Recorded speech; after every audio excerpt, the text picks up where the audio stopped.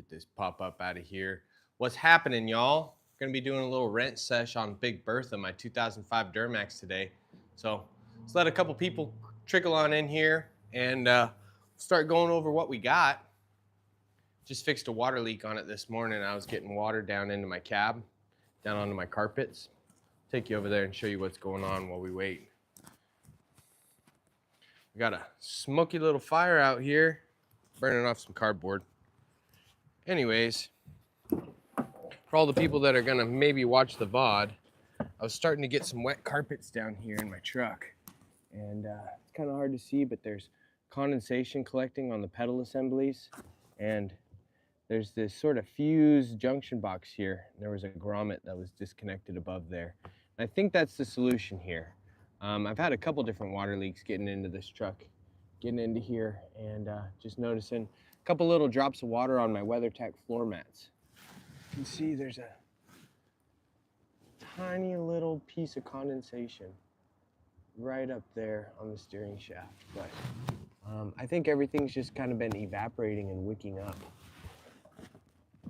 And then coming and dripping down this pedal assembly here. So far so good. We'll see. I got that grommet fixed up. Wait to see what happens. What's cracking? We got one viewer. Had a couple more viewers last time we went live, so we're gonna just hang out, kick it, see if anybody wants to show up. What are we gonna be doing today though? Well, I'm taking my truck up to the snow and she needs some work. The A-pillar was just peeling off in the top corner, and so I got one of those coming from eBay. I got a third brake light to go into the cab. I got a new license plate camera because my last one, it was just shorting out. The camera was failing. We got a hood latch switch that we're gonna be installing, and then we have all new headlight assemblies for the front end. And I'll show you why we're replacing those. Now, unlike BMWs, the parts on this truck are absolutely insanely cheap. Normally, I would restore headlights like these and spray them with like a 2K UV resistant clear coat, but it was literally $30 to get this light, that light, and that light. And they'll last you a good 4 years. And so it's worth it cost-wise just to replace the buckets than it is to go through and restore them. What up, Devin? You're doing an N55 swap today? Time to N44 swap Duramax. You know, I absolutely love this Duramax engine. It's been a little bit problematic because I had to do the head gaskets on it, and that was an absolute pain. But once you do the head gaskets on these Duramax trucks, they're just absolutely bulletproof. So let's get this unboxed, see what these headlights look like. Unbox this hood lever. My previous one broke, so we just need to get this installed. I've been opening it up with a pair of needle nose pliers, and it just hasn't been working too well. So I just got this thing online for like 10 bucks. I had some ARP studs. That's exactly what I did. I did stage 2 ARP head studs. They're good for like a gazillion torque and a gazillion horsepower, so the head's never gonna lift again. Those head studs like to stretch on this LLY Duramax. It's like the 2004.5 to 2005.5 model, and that was the big problem on them. But now that I've done it, I went through and did water pump, R&R'd the turbo, had that taken apart, cleaned, and inspected with all new lines. So she's in really good shape. I got this slick new little license plate light camera for the rear end. I already have one wired up, but the camera just started to fail. So we're gonna throw this in today. It's got just a power and a video connection, so it should be pretty simple. Won't have to splice in any new wires. I can just use the pre-existing ones. And then this thing, I don't really know how I feel about it yet. I thought it was going to be a clear. What up, Abdel? So I thought this was going to be a clear third brake light, but it's a little smoked. But it does have LEDs in it, which is going to give me some better cargo light visibility. So we're going to throw this in, see if I like the look of it. If I don't, I'll return it, get something new. A-pillar's still coming, and then I have a glow plug module. I have a glow plug module coming as well because I have a check engine light on the Duramax for a glow plug. So let's get these headlights unboxed real quick, and then we'll kind of go from there. We'll do headlights in the front end, and I'm just going to take you guys around with me, answer whatever questions you may have for the day. We're just going to kick it, be hanging out, and be wrenching. So let me know if the audio is any good for you guys watching as well, all right? Let me know if I have noise cancellation on here, so I just want to know if it sounds any decent on your end.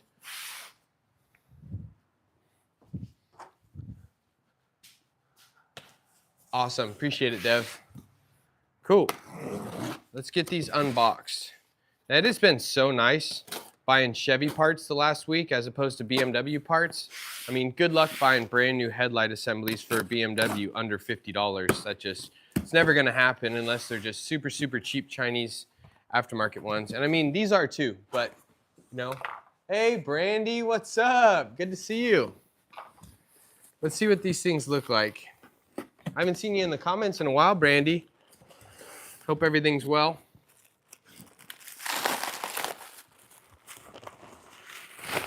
See what we got here. So this is gonna be driver's side. Looks pretty good so far. Scared, what's happening? That is a nice shiny finish. I just put new taillights in the truck the other day too, just because they were cracked and oxidized and looked ugly, and it just really, really made that truck pop again. Still here, got what's the W124?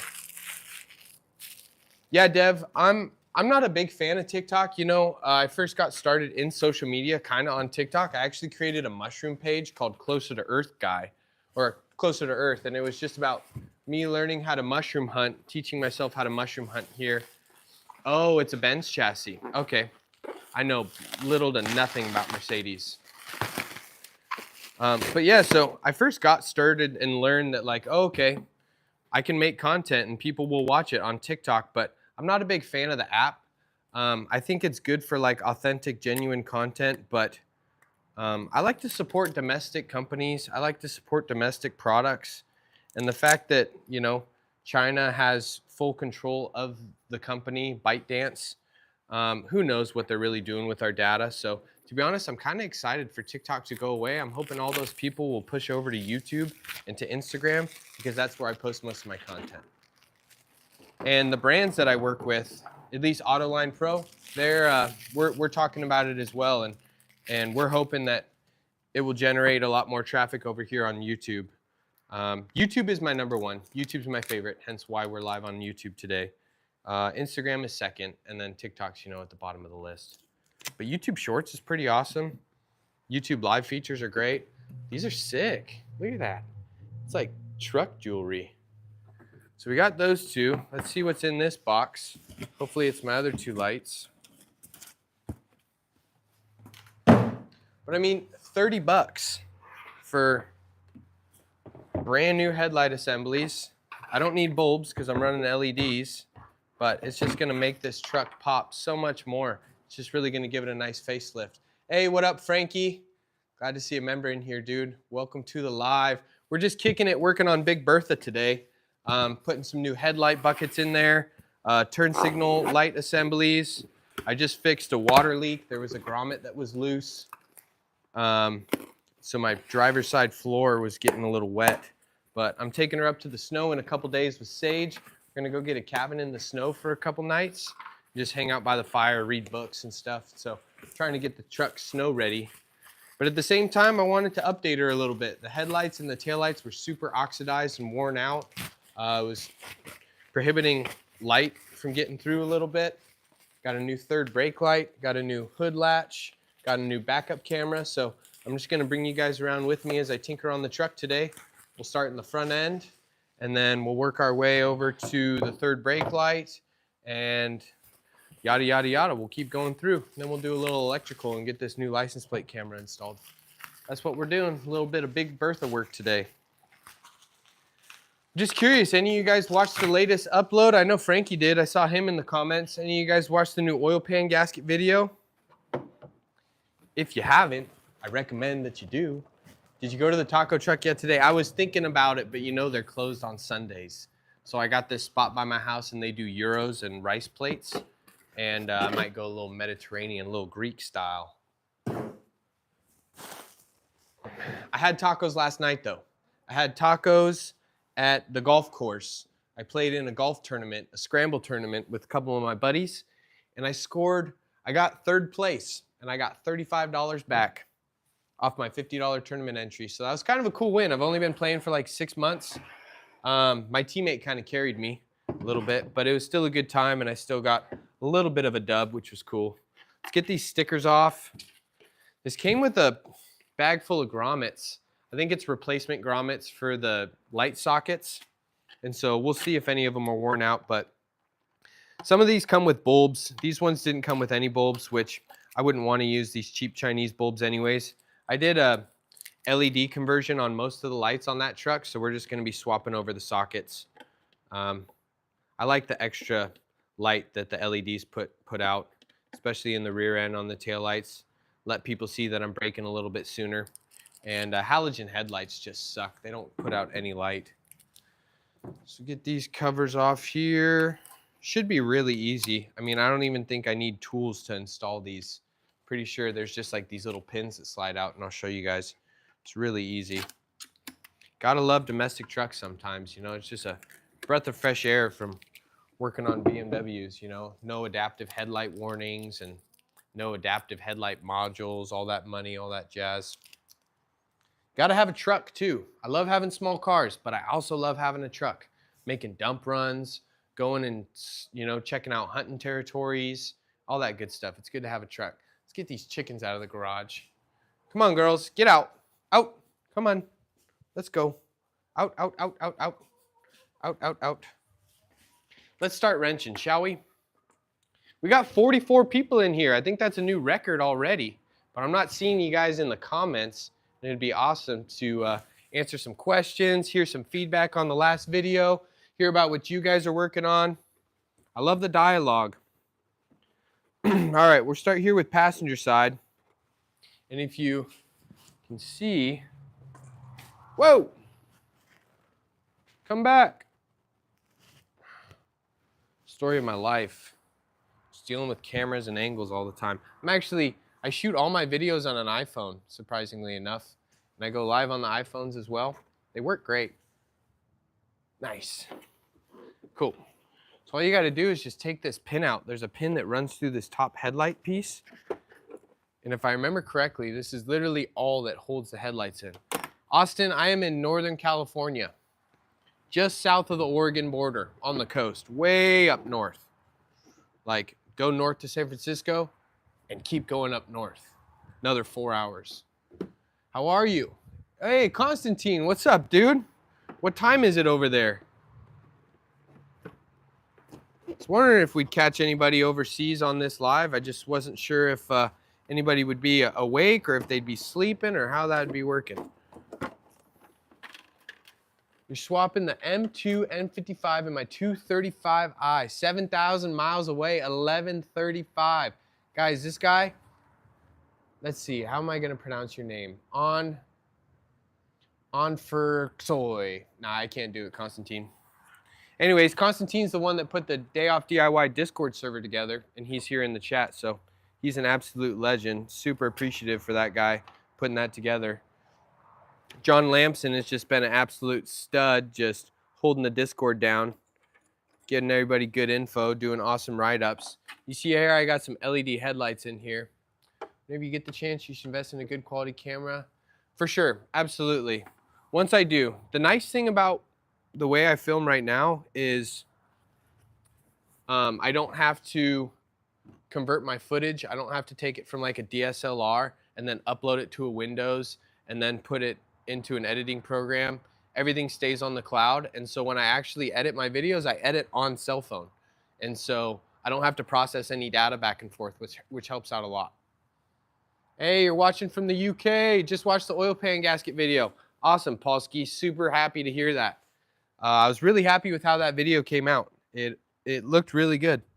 And thanks for the support, guys. I really appreciate it.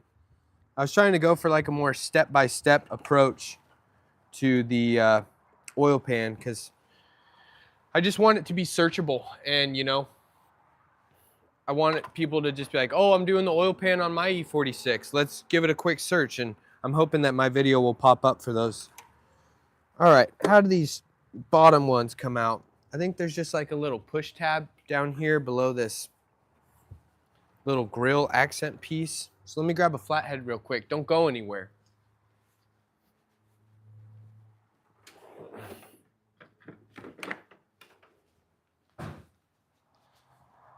Yeah, data transfer can be a real problem when you're working on some longer length videos. Like for example, that turbo replacement video that I did, I think I had like 20 hours of footage, maybe more.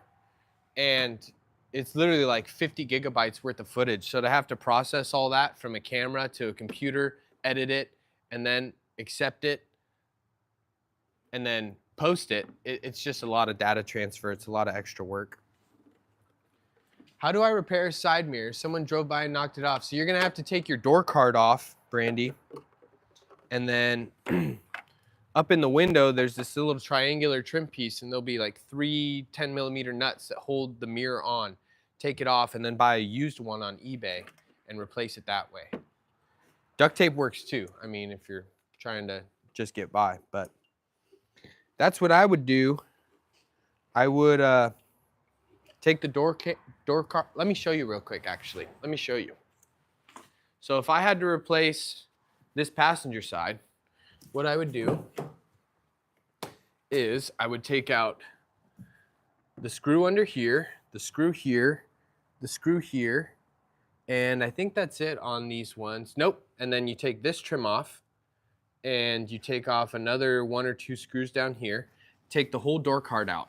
And then there's this piece right here, and this piece covers up the bolts for the mirror. And so once you have that door card off, you can peel this trim piece back right here behind the sticker, and you can see this window, this mirror assembly will come off here. 1, 2, 3, with electrical connections behind there. So it's not too bad. Just take the door panel off, take that little trim piece off, pull that out, and then order up a mirror that's the same style. Now, I would recommend that you use like a BMW VIN decoder. What you do is just Google that, BMW VIN decoder, and then put in either the last 7 or your 17-digit VIN, and find out what your BMW is packaged with, what type of package. Because some are gonna have defrosters in the mirrors, some are gonna have different power functions, different year ranges. And so you wanna make sure that you get the right used mirror to swap over, and then it should just be a simple swap. Also, that painted cover on the exterior, it doesn't have to be the same color, because I'm pretty sure that little shell pops off, so you can swap whatever color your mirror had onto your old mirror. But if you got really, really swiped and that shell is broken, then you'll just want to buy one of the same color. But I hope that helps. It's not that hard. You could do it. You just need some Torx screws and some other basic tools.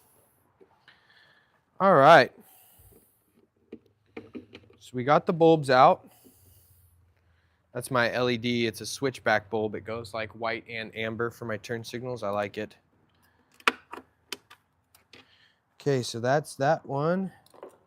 Where was our other bulb for this? Oh, is this one right here. All right, cool. We got this old oxidized piece out. Let me go grab the new ones, and I'll bring you guys with me in case there's any questions. But I love answering questions for you guys. Thanks for asking, Brandy. It's never a bother. I want to be able to help out as much as possible. That's what this channel is all about, trying to show you guys that you don't have to be a BMW mechanic to do all these repairs. Might seem a little daunting and a little intimidating at first, but you can do it. And I'll give you video guides to do it. All right, so that's going to be our lower. That's going to be our upper. I'm going to do one side, then we can do a little side-by-side comparison. Is there really 65 people in here? Because that is a new record. This is my second live ever. And last one, the record high that we had in here, I think was like 44 viewers. But we'll see if they're bots or not. Maybe they're all just Chinese bots. I'm just kidding. I'm actually Chinese. We got nothing against China. My grandma's from Hong Kong, actually. She migrated here when she was 18. All right, let's throw these turn signals back in. These are gonna look so pretty. It's gonna be such a nice touch. All right, there's that one. Is this the right bulb? I think it is. This is turn signal, I think. That fits a little loose. I don't really like that. Why do you fit loose? Need to look this over real quick. Okay, headlight, that's our low beam. That's our high beam. This is indeed turn signal. I need to go grab the other one. Where's Sage? Do I do mobile work? Says 79. Ooh, now we're at 90. I mean, let's see if there are some real people in here. Ask some questions. If you're new to the channel, my name is Alec. This is Day Off DIY. I teach people how to fix their own cars, specifically BMWs. Today we're working on my Chevy diesel pickup truck. Sage is out with my girlfriend, and she is on a little walk right now, so she'll be back soon. And I'm just tinkering on the truck, trying to get it ready. Austin, you got a 07 335 that needs restoring. Where are you located? Bogues, what's up? Good to see you in the live. I don't think I caught you in the last one. Great to see you. Let me grab the old bucket real quick.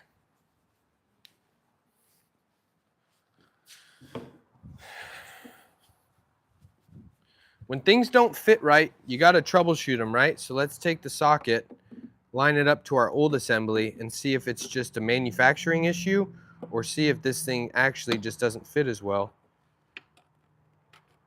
See, that one just fits tighter. It just fits better.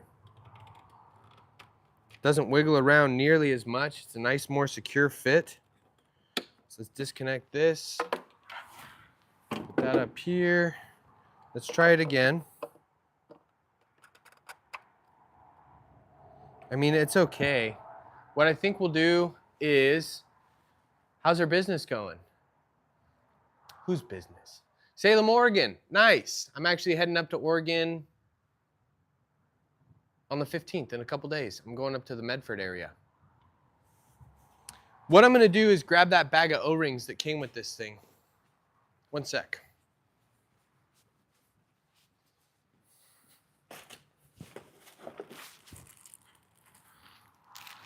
So, these headlight assemblies off of eBay or Amazon, I forget where they came from. They came with new gaskets, new O-rings. So, this one's already thicker. I can see that already, but I'm like, maybe we can double stack it, make the fit a little bit tighter just to get this turn signal to fit snug. I think it might be a little bit too much gasket, but let's try. We'll just really try to sandwich that gasket in there. Come on. Ah, so close. Hey, that works. Almost. Just got to give it a little bit of muscle. Are you going to get a new project soon? Oh, my girlfriend I bring ice to? That's an ex-girlfriend, Brandy. Yep, that's an ex-girlfriend. I'd love to get a new project. My game plan is to sell my E30. And then I'll probably end up selling my turbo N54 car as well. And then I'll use that money to get a new project. I haven't decided on what yet. I'm open to suggestions if you guys want to suggest some new project ideas. I think this is going to work. We'll just double stack this O-ring. And you know, would it have really caused any issues if this turn signal bulb was flopping around in there? Not really. It might have like flickered a little bit, but this is just me trying to do it right while we're in here the first time, you know, just so I don't have to go back in. Hey, Sage, what's up, girl? Let me show you guys some Sage. There she is. Hi, you must have just got back from your walk. How are you? Hello, hello, hello. Hello. She's gonna be hanging out with the chickens today, just vibing in the yard. A B58 would be cool. I honestly have very little experience with them. They kind of started coming out right as I was leaving the BMW shop I used to work at, so I didn't really get any experience with them. But they seem like really, really good engines as far as everything else I've seen and heard. E39 would be great. You know, we do a lot of M54 stuff on this channel, so it would be a little bit repetitive to work on another M54, although I really do love them, and they're kind of my bread and butter. So we'll see. I'd really love an E39 M5. I just can't afford it yet, and I know how to work on them really well. I think my E46 valve stem oil seals could be bad. Do you have a video for them? I do not have a video for them. Don't have any videos of removing any cylinder heads yet. I used to replace them with the cylinder head in the car, on BMW N62s and N63s, but it's a pretty advanced job, to be honest with you. I have a little bit of oil consumption on one of my other cars, on my E46, and it could be valve stem seals. It could also be the oil control ring on the piston too, so I'm not absolutely positive. One test I like to do for valve stem seals though, and it works on N62s, this is how we would diagnose them, N62s and N63s, is you let the car sit at idle for like 10 minutes, get it nice and hot, get it nice and warm, and then what you do is you just snap the throttle and you just give it good high RPM, snap the accelerator, bring it up to about 5,000 RPM, and look for smoke out the tailpipe. And usually what happens is those valve stem seals will leak oil down into the cylinders, and then once you snap the throttle, it'll burn off all that oil, and you'll see a nice plume out the tailpipe. So that's how we used to confirm whether the valve stem seals were leaking or not. And then what we do is we take a cylinder leak down tester, and we'd put pressure into each cylinder, and then we would actually remove the rocker off the top of the valve and then disassemble the valve spring from the top end, slip new valve stem seals down onto it, and then reassemble. And we'd keep pressure in the cylinder so the valve stem and the valve wouldn't drop down into the cylinder. And so that was sort of a, that's only the way we did it on the N62s and N63s. But you might be able to diagnose valve stem seals on an E46 using the same method. I don't think they're as common on E46s though. I think, like I saw in the comments today, someone was telling me they're a lot more common to fail at the oil ring on the bottom of the piston, bottom piston ring.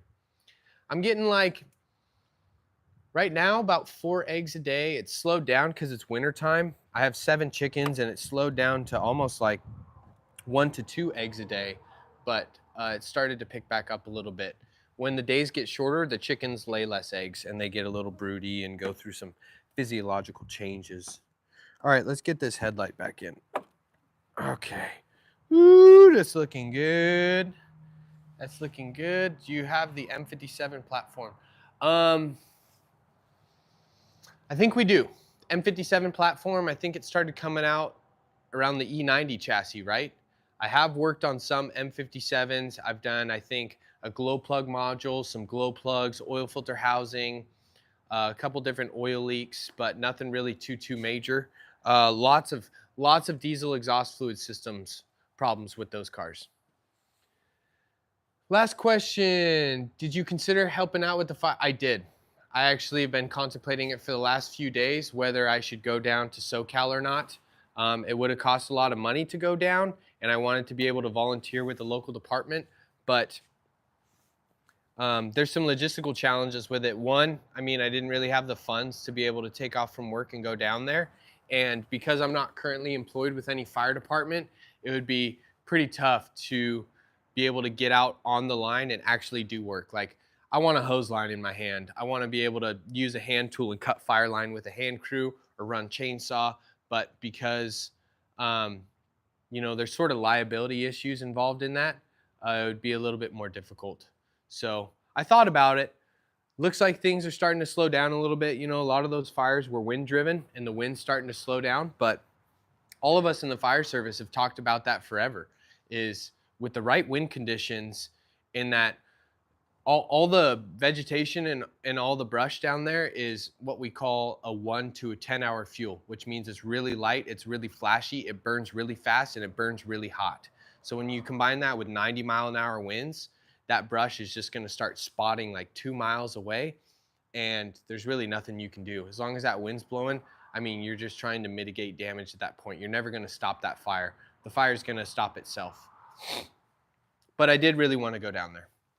So Tanner, what do I do for work? I have this YouTube channel, which makes me a little bit of money, Day Off DIY, and then I also do some side jobs every now and then for people in the area that have BMWs that need repairs done. And then I do content creation for different brands. So like you'll see Autoline Pro banner in my garage. I do all the content creation for them for their Instagram and YouTube channel. So I make all their shorts each month, and I do video comment replies. And so I do a lot of work with them. And I also do some collaborations with FCP Euro now. So between Autoline Pro, FCP Euro, and my YouTube channel, I quit the fire service just about, I think we're getting on to 2 years 2 years ago now, and I've been trying to do content creation full time ever since. So that's pretty much what I do for work, is I repair BMWs and make content for people. Here's another one where the gasket just doesn't want to seal that well. I'm gonna have to find a gasket to put on this thing. I really do miss it though. You know, I miss being a service, but the sense of satisfaction I've got from creating content for you guys and empowering you to take on your own BMW repairs has far outweighed the sense of satisfaction I used to get from working in the fire service. Do you prefer pre-LCI M52 or post-LCI M54? I kind of like the M54. I feel like it's got a little bit more guts, but they both have their pros and cons. I think the M52 might be a little bit more reliable. I like the body style of the pre-facelift E46 as opposed to the post-facelift. I like the drooping down side markers as opposed to the swooping up. You should make some videos on the XI model because they're a different animal. Absolutely, and I know how to do them pretty well. Pulling the CV axles, pulling the front drive shaft. Dang it, did it again. Hold on, let me fix this up. Dang, camera mount keeps flopping. I'd love to do them. It's a lot more labor intensive, and I think it'll be really applicable for a lot of people. I just haven't gotten my hands on a cheap one yet, you know. All these cars that I work on, I just look for good deals, and they sort of come to me. I don't really seek them out. Like my blue E46, it was a brother of one of my coworkers, and it was just sitting in his driveway for, you know, 4 years, and he wanted it gone. He was just gonna send it to the scrapper, and he's like, hey, you'd probably want this thing, so I got a really good deal on that. And then the one I sold to Daniel in Texas, that $500 video, that $500 E46 I really started my channel with, I got that thing off Craigslist for 500 bucks. So when the good deals come around, I jump on them, but I just don't have the money for a new project car yet. Got to get the E30 sold. Once I sell the E30, I'll be ready to jump into a new one. I got to grab a little pocket screwdriver. The fitment on these headlight assemblies is a little iffy, but that's what you get when you buy a $30 Chinese headlight assemblies, you know. They're not Chevy, they're not OE, but they're cheap and they work, and we're saving some money on this one. Yeah, I agree. The LCI, yeah, I think it looks a little bit better too. Did some power steering work. Did you do your control arm bushings too? If you did, awesome. I bet it drives way better, and good on you for getting after the power steering lines. They're really not that bad. You just need to get the washers for the banjo bolts, but it's a pretty straightforward upgrade. That would be a good video to do, huh? Like full power steering hose refresh kind of deal.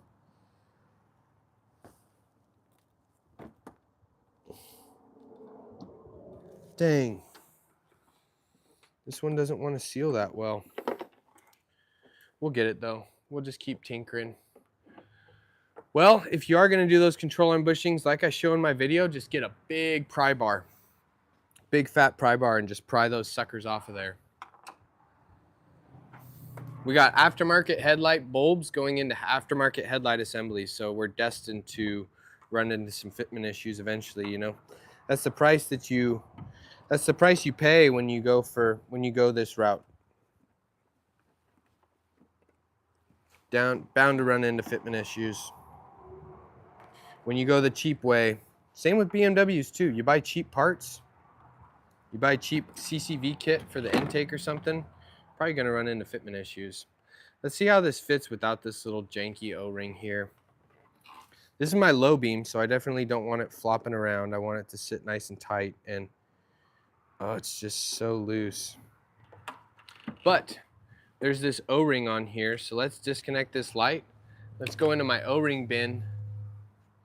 Bought Bab tool to pull them. Oh, cool. You know, that's a good idea too. You could totally use a Harbor Freight like 2 or 3 jaw puller and stick that center piston of it on the center of the control arm on that back end and be able to pull that out. That's a really good idea. I think that might be a little cheaper and easier than buying just a giant monster pry bar, because pry bars are expensive. Are you going to show how to level the headlights? Yeah. I mean, we might not have enough, we might have too much light to really show it, but I definitely do need to adjust them after this. You know, this truck has a pretty heavy lift on it, So I just try to honestly pitch them down as far as it can go because the front end on this truck sits a little bit higher than the rear. I have a bag of assorted O-rings in here somewhere that I need to find. Then we can start fiddling around with swapping O-rings on here. I need to reorganize this toolbox soon too. It is just a mess. Where's my bag of O-rings? Those are other seals. I bought a box from O'Reilly of assorted O-rings. There it is. There it is. Sometimes you just gotta hold on to that little junk, you know? What up, Connor? How are you? Bavarian Auto Tool. What did it cost, if you don't mind me asking, Bogues? Curious, just so everybody else, so I can compare the cost to what it would be if I just bought a big pry bar. Connor, I am doing good. We're just hanging out, kicking it in the garage. I'm putting new headlight assemblies into the truck. We're also gonna do a rear license plate camera. I also am going to be, what else are we installing today? New third brake light. 157, that's not too bad. I'm gonna have to look that up later and see what it looks like. See all that comes with it. You know, using a Harbor Freight 2 or 3 jaw puller, I've never done it before, but I think that would be a great alternative option too. I think it might be the cheapest way to go. So this headlight bulb has this O-ring, right, that came with it. Super, super light duty silicone. And that's what seals the bulb into the housing. And it's just a little bit loose with these Chinese headlight assemblies that I'm using. So I'm just looking for an O-ring that's gonna have a slight thicker diameter. That way it'll give us just a little bit tighter fit inside that. What's up? Oh, it's just a spooky noise, Sage. You're okay. Gregory Tolson, doing the M54 oil pan gasket very soon. Thanks for the video. Awesome. I'm glad you appreciated it. I'm glad you enjoyed it. Hopefully it gives you all the information you need. I tried to include everything in there. You know, socket sizes, torque specs. Next time I'll put torque specs like on the screen in the editing process. This time I just sort of talked about them verbally, but having them on the screen might be a little bit more helpful too. I wish you the best of luck on the oil pan. A little bit of sealant, a little bit of, might help with a little bit of reassurance too. Also get yourself some red Scotch-Brite for cleaning up the oil pan gasket surface on the block and on the pan itself. All right, let's see how this O-ring will fit. Do you know if I should tackle the rear main seal while I'm at it?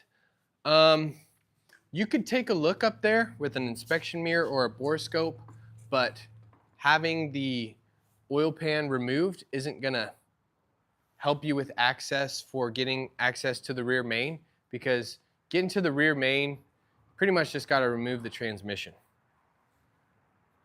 So, I mean, you could do them both at the same time, but they're kind of separate. You technically don't even need the subframe dropped in order to do the rear main.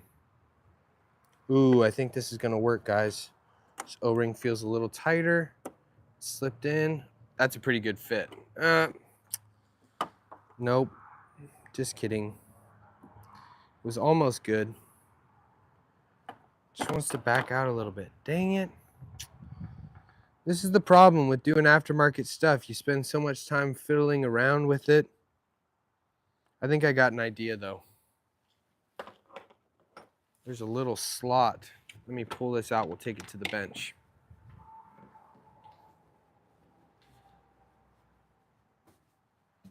That was a great job. Reddit on screen torque numbers. Yes, that's definitely what I'll try to do in the future.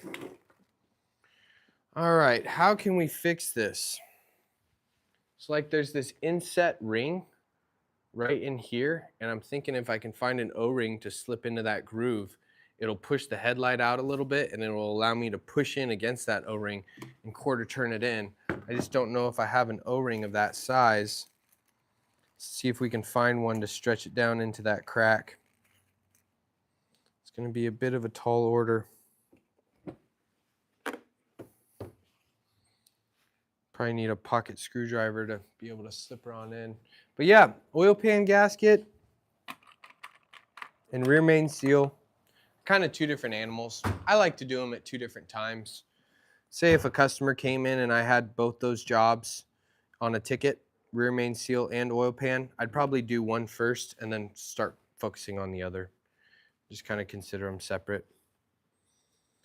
I don't know if I can get this O-ring to seat in here, but we're gonna try.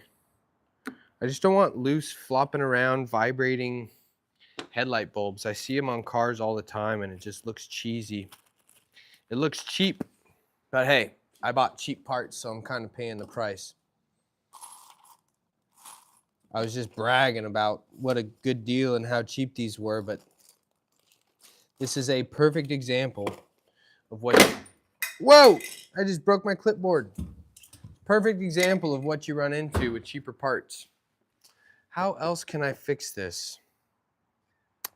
How can I fix this? I don't know if I can. Maybe we can use 2 O-rings, double stacked.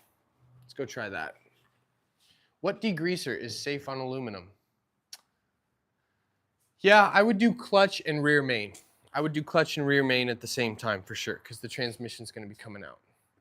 Yeah, you know, we'll be doing some home improvement projects soon. I need to re-sand and re-polyurethane that whole front deck. Turns out we bought a non-UV resistant polyurethane when I sealed it, and it's all just chipping away, and it's just turning into a mess. You know what, let's do this over here. And so I need to do that. No other plans besides that right now. I'll do a water heater replacement one day, but water heaters are expensive. Houses are expensive. It's expensive to maintain.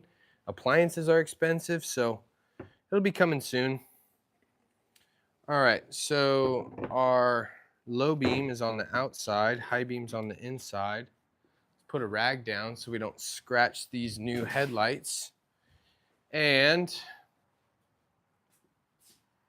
Bogue asked, what degreaser is safe on aluminum? You know, I have never put thought into that before. I just kind of go for it. Oh, I already scratched them. Come on, Alec. That's okay. I've used this Amsoil engine degreaser. I also just like, you know, gunk, foamy engine degreaser from O'Reilly or from AutoZone. Last time I did the oil pan gasket on my E46, I used Purple Power.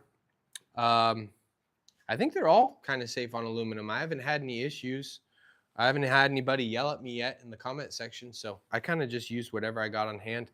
I also really like Simple Green, industrial version of Simple Green. It's like a heavy duty shop version. I'll put that in a spray bottle and just use that. All right, let's see if we can get this in, huh? I think we can. Let's see. That one goes there, that one there.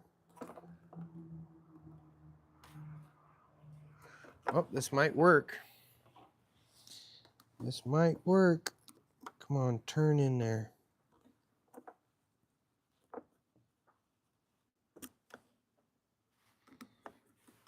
I would love to see if there's anybody new to the channel in the live today. Really, I would love to hear your experience on Purple Power with aluminum, because I'm pretty sure that oil pan I just did is aluminum. And I just want to know, did it cause pitting? What happened with it? Yeah, I haven't had any pitting on any aluminum surfaces, but I'm not letting them soak for too long, you know? Just a little one day or overnight soak. So that's a nice tight fit. It's just barely latched in there. So I'm going to see if I can get a little bit better engagement on these pins. It's just a little quarter turn style bulb. I wonder if lubricating them with a little bit of Seal Glide would probably help. Because yeah, that's just right there. It just turned right out. Let's put a little Seal Glide on these O-rings. You left it on some aluminum wheels too long. Interesting. So it was aluminum wheels. Gotcha. Yeah, I've been using some Stoner wheel cleaner recently, like the last year or two. I've been pretty happy with it. I take a detail brush and I throw it into my drill and I chuck it up and just scrub her on down. You guys having a good New Year so far? Is there anybody in SoCal that is in the area of those fires? And another question, should we throw on some tunes?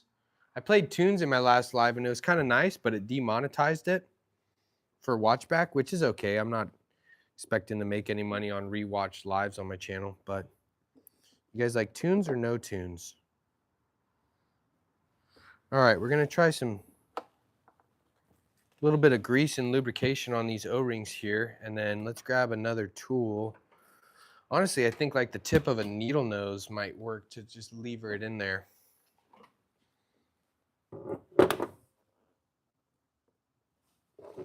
Grab this,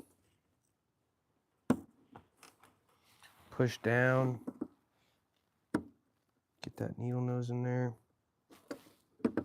Come on, turn in.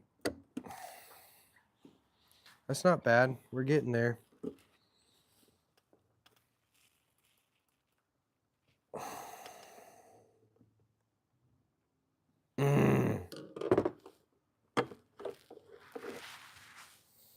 That's not the move. That is not the move. Maybe we can bulk up this seal right here. So what's happening? No tunes. I like it. Thanks for the heads up.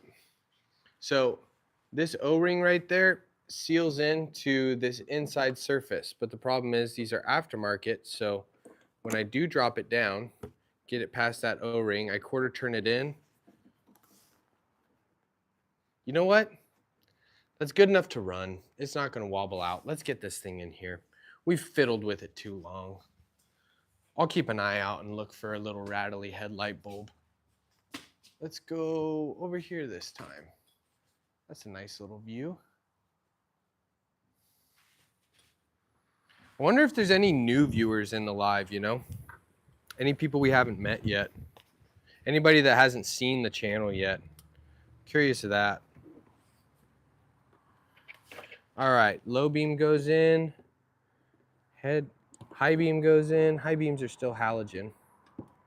Hardly ever use them. And then this sucker drops behind this grill assembly. That goes in there. That slips in here. Like that. Probably going to run into another issue here with this pin. It looks like it's slightly unaligned. Aftermarket headlight problems. Yep, I see it, but I know how to fix it. Okay, let's take these bulbs out again. And E90 is looking pretty good. I'm gonna be doing a video this week where I get all those ugly stickers off of the handles and the mirrors and everything. We're overdue. We really need to get those stickers off of there. What I'm gonna do, this is some of my favorite type of troubleshooting too, is so this headlight has these holes in it and then it drops in and then the pin goes through these, but these tabs, because it's a cheap aftermarket manufacturing process, are too long and the pin won't line up. So all I'm gonna do here is just take a pair of dikes, trim a little plastic off the end, because that's impeding it from dropping in to where it needs to go, dropping in deep enough. But I love using my brain for this type of stuff, you know? You look at it, you say, okay, why isn't it fitting? You know, why isn't it fitting that way? And what can I do to fix it? Do you own this place? As in this garage? Yes, I do. This is my 2.5 car garage, and I purchased it in April of 2022, my first home here in Northern California, and been living here for about 2 years. So it's a pretty dreamy garage. I'm really happy I ended up getting a place with a garage. Yep, family is safe from the wildfires. Hope nobody else in the chat's affected by it, or none of my other viewers. You know, it's absolutely crazy. It's the craziest fire behavior I've ever seen. But it looks like the winds are dying down now, and hopefully they should be able to get some better containment numbers. Thinking of getting an E46 M3, what should you look out for? Heard the rear tub can crack. I haven't seen any of that personally. Honestly, the S54 is an absolute killer engine. I can't tell you anything specifically to look out for. I don't know if they have the same rear subframe issues as other E46s do, but there's a reason why they're so valuable and why they hold their value so well, because they're really beautiful cars and they really don't need much. I would love to buy an E46 M3, but they're holding their value really well. They're quite expensive right now. Oh yeah, I think that should work. I think we trimmed off enough plastic. We gotta slide this pin in.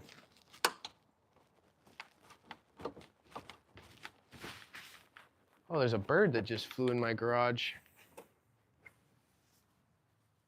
Love from India. It's 4 a.m. Dude, I appreciate you. Thanks for staying up so late and hanging out. Be sure to ask any questions if you got any. We're going to be here kicking it. We're just wrenching on Big Bertha. We're going to do, oh my goodness, I have a whole nother side to do after this too. Hopefully it won't need any more modifying, or at least not as much modifying as this side. But that's awesome. I've actually been working with my editor. His name is Sanhil Ganhidekar. He's in India. He's an absolute legend. He's the person that you guys can thank for the increase in production value, because I've been working with an editor one-on-one, and we're really trying to improve the quality of my videos. It costs me more money and it costs me more time, but it's worth it because the content just simply comes out better.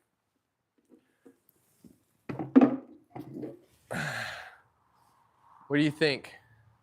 Before and after. Huge, huge upgrade.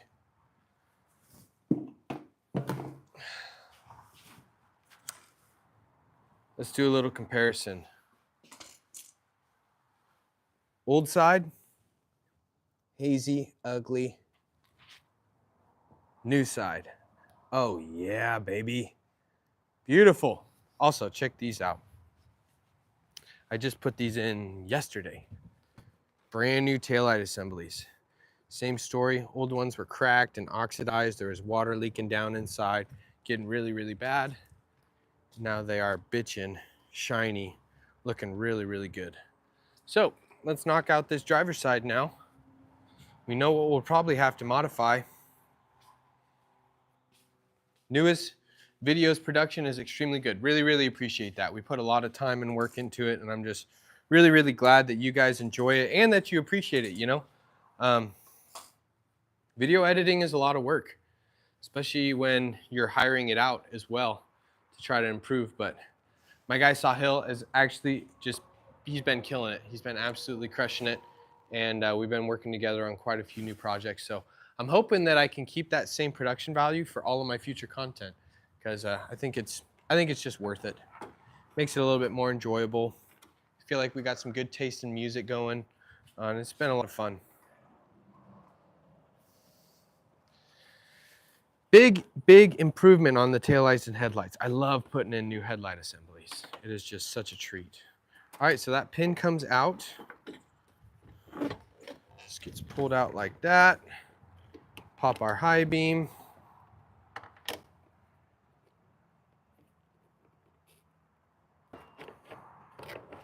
Pop out our low beam. Now, I'm running LEDs on this truck, by the way, at least for the low beams and the turn signals. You just get way, way better color output, way better light output.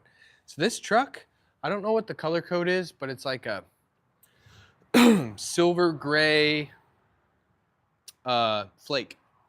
I'll get you a better picture here.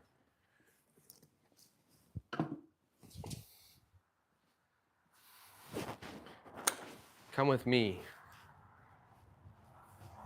Yeah, so it's sort of a silver grayish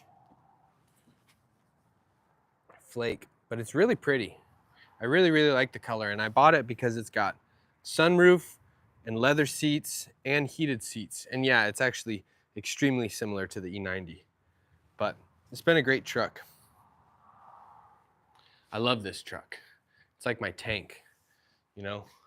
I was watching some of the evacuation footage down in SoCal. Everybody's getting stuck on the roads in gridlock traffic because fires coming in and people are abandoning their cars to get out of the zone. And if anything like that happens, when I have this truck, I am driving over curbs, I'm driving through front yards, I'm driving over 1.5 foot tall parking stops. Like, this is gonna get me everywhere I need to go. Before we get cracking on the next side though, real quick, wind blew my chicken coop door shut. So let's go get that fixed. This is my chicken coop. We already harvested all our eggs today. It's my little nesting boxes. A little windy up here today. All right, that should work. What are you guys up to today? I figured since I'm jumping on a Sunday, we should have a good opportunity to get some viewers in here. What are you guys up to? Did you see the M3 left in the road get crushed by the bulldozer? No, I didn't, but that's a sad day. What type of M3 is it though? You know, if it was an E36 or an E46, I'd feel a lot worse because those cars are just absolute gems. And they're getting so collectible now. It's crazy. I also really love seeing just the younger, newer community show a lot of love for the E46 platform because they're so plentiful here in the States. You can get them for really cheap still. And it's a great car for people to learn how to wrench, especially on BMWs. The worst case would be like your first car, your first time wrenching, you're jumping in on like an E90 N54 because just turbo lines, high pressure fuel pump, direct injectors, all that stuff. It'd be so expensive, such a tough learning curve. Old assemblies. E46, RIP. Hey, you're an architect and an interior designer? That is awesome. So you do interior design on residential or commercial? And you do full-blown, you know, architect for home construction or commercial? I'm curious. You can fill us in.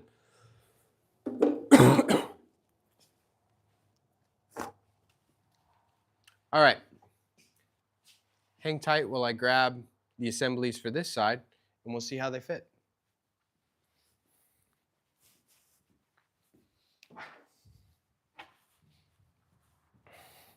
We'll start with the bottom one. Also, shout out to all 51 viewers in here right now. I am just so stoked that people want to show up to these lives and hang out. What we're doing is we're working on my 2005 Duramax, putting in some new headlight assemblies. We're going to do third brake lights. We're going to do a new license plate bracket camera, and then a new hood release lever. So I'm just going to be answering questions for you guys and hanging out and chopping it up with you, seeing how everybody's Sunday's going, and that's what we're going to be doing.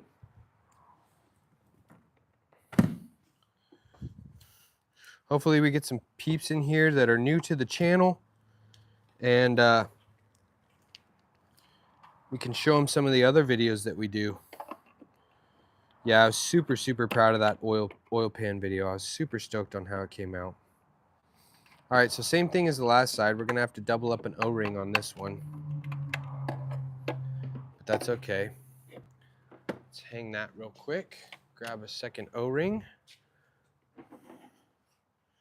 Double this up.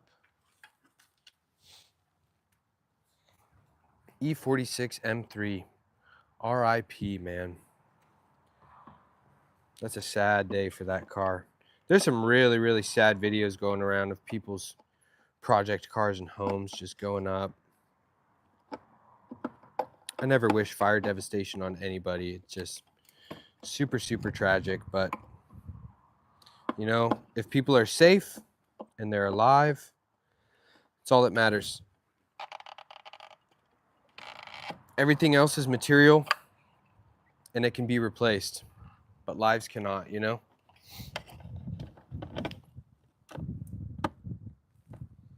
It's a big wake-up call for a lot of people too. You know, fire activity's always been on my mind when I was living in SoCal, even working in the fire industry.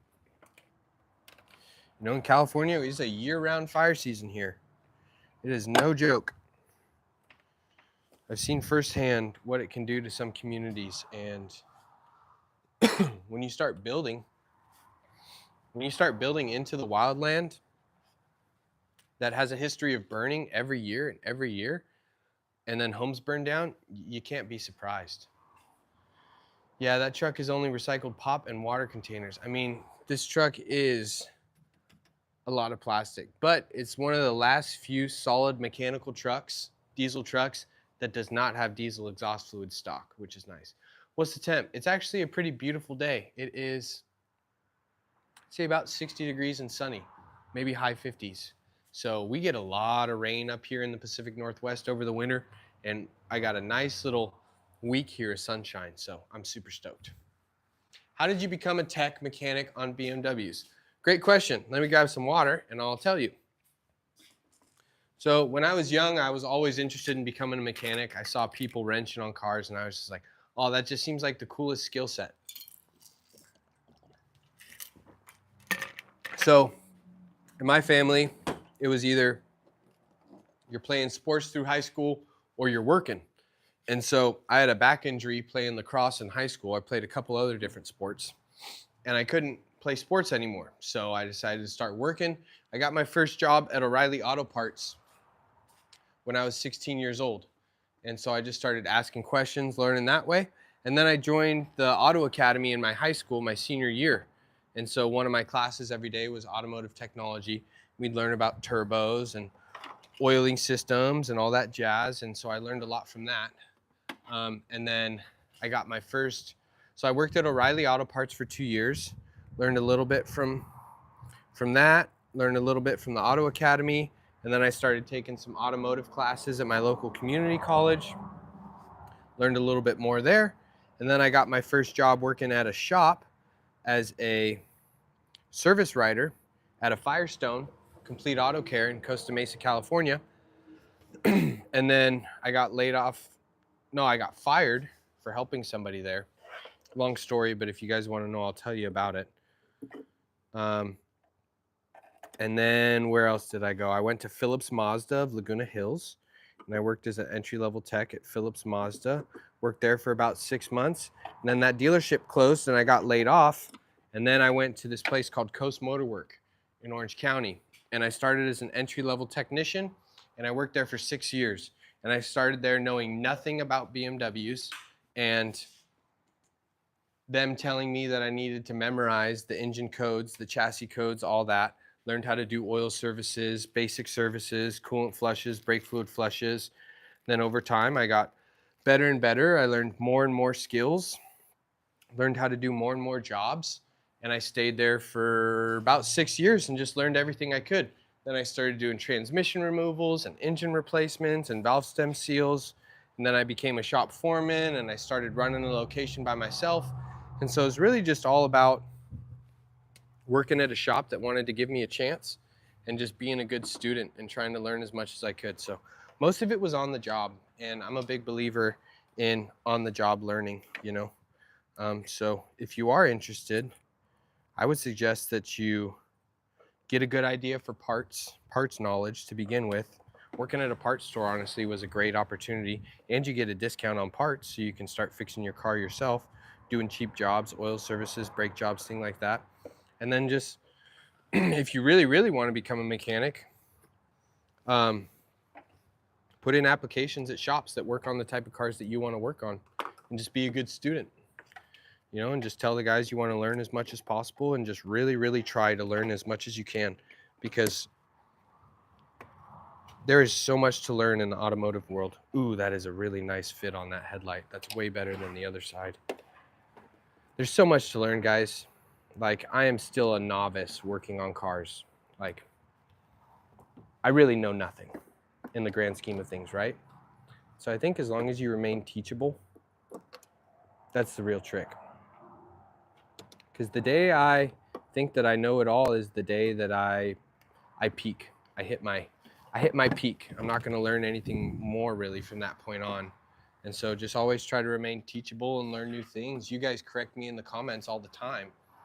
And I'm always learning something new. Even on the E46 video, I was like, if there's something I missed, or if there's someone out there that knows more than me, please feel free to drop it in the comments, because I only have say with YouTube and stuff now, I only have about 8 years working on these cars, but there's a lot of things I haven't done. There's so many different systems inside cars specifically. To learn them all, it just takes so long. Like you're really not one of my old shop foremen used to tell me, he said, you're not a mechanic until you've worked in this industry for at least 7 years. And I think that's true. So you just got to remain teachable. Always stay teachable. Wish I was more south. 40s in Seattle. You getting rain? We're getting a bunch of rain for the last 2 weeks, almost the last 3 weeks, but finally got a little patch of sunshine, so I'm enjoying it. I would say BMWs are quite different than other vehicle manufacturers, to be honest with you. Learning fuel trims for diagnosis, huge point, but I'll have to check out Ed Smith on YouTube. I've never seen him before. I gotta say though, Mr. E, when I first started working on BMWs and I came over from Mazda, it was a completely different ball game. You know, we weren't doing diagnosis on Vanos or dealing with, you know, DISA valves or, you know, just adaptive headlight diagnoses.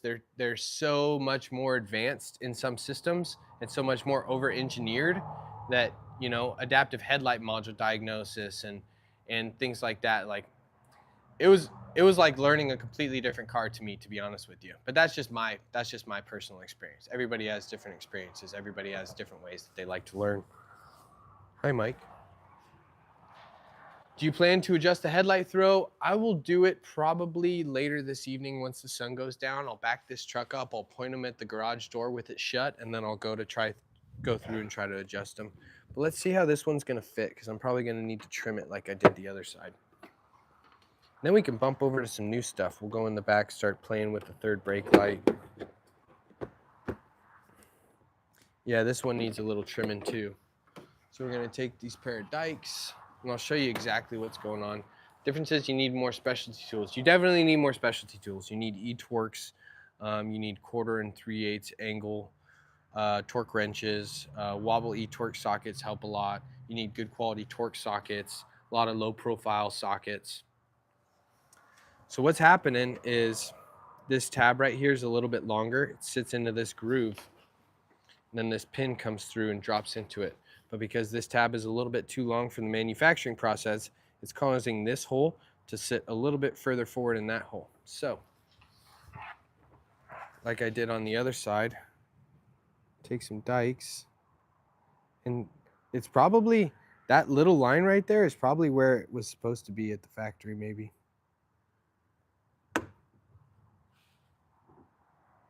We'll just trim this off a little bit.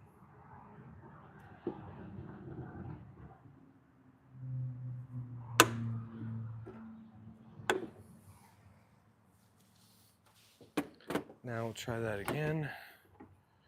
I got you guys. Come on now. Get in there, will you? I gotta put you down. But yeah, a lot more specialty tools. Guys, if there's anybody new in here, I would love to hear, if you're new to the channel, what kind of car you got.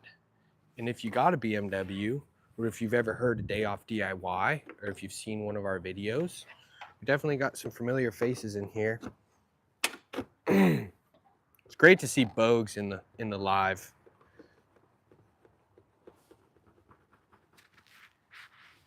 Yes, there are different products, and from different ages, it might be better to look at them as just cars. Suck, bang, and blow. I mean, you're not wrong. They do run a lot similar in that sense, you know? There's just a lot more equipment, a lot more stuff on BMWs, that's all. You can just run into a little bit more advanced diagnosis than you would on a Chevy 1500 with a Vortec V8, you know? That's a pretty base model car. Or like, I've done some work on like a 2000 Honda CR-V, and that engine was super, super simple. All right, so we're done with the headlights. Let's take a quick look. Let's grab the key. Let's fire them on. Let's go through a quick bulb check. And check out how beautiful these look, guys. Look at that improvement. Oh my goodness. That is just so shiny and bitchin'. Oh, it makes this truck look so much better. Let me get you lined up. Fitment looks good. I always like to make sure everything's equal and opposite.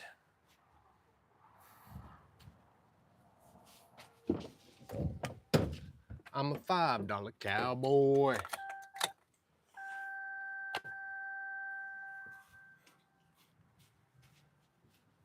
Okay, we got low beam.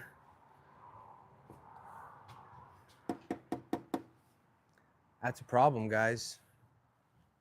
We're missing low beam on driver's side.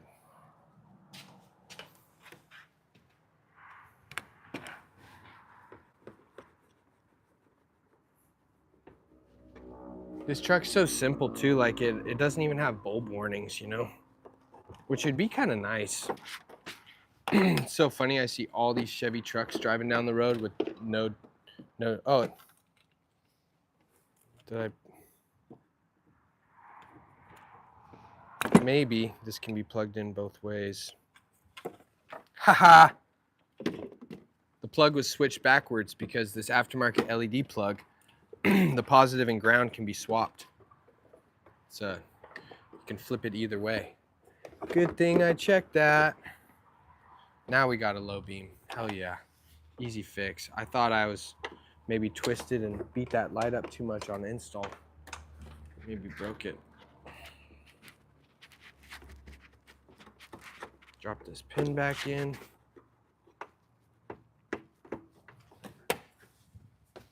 Okay. That's good. Looking pretty bitchin', huh? Let's hit some hazards real quick. And throw high beams on.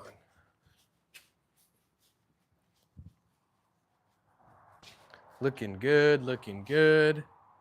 High beams are on. Looking good.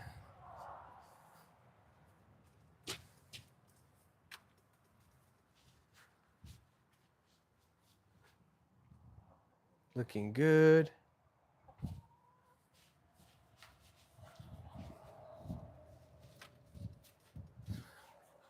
It's always good to go through and check your bulbs. I love how these daytime running lamps switch off clear and then go to ambers.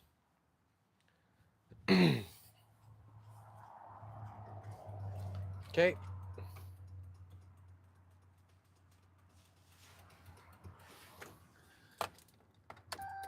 And then let's test. This should be just inside DRLs, I think. Nope, that's exteriors. I forget what how these suckers come on. So those are running. Go back to auto. Yeah, I think those only come on when we're in drive, because those bulbs go out and I see people all the time and they're burnt and they look terrible.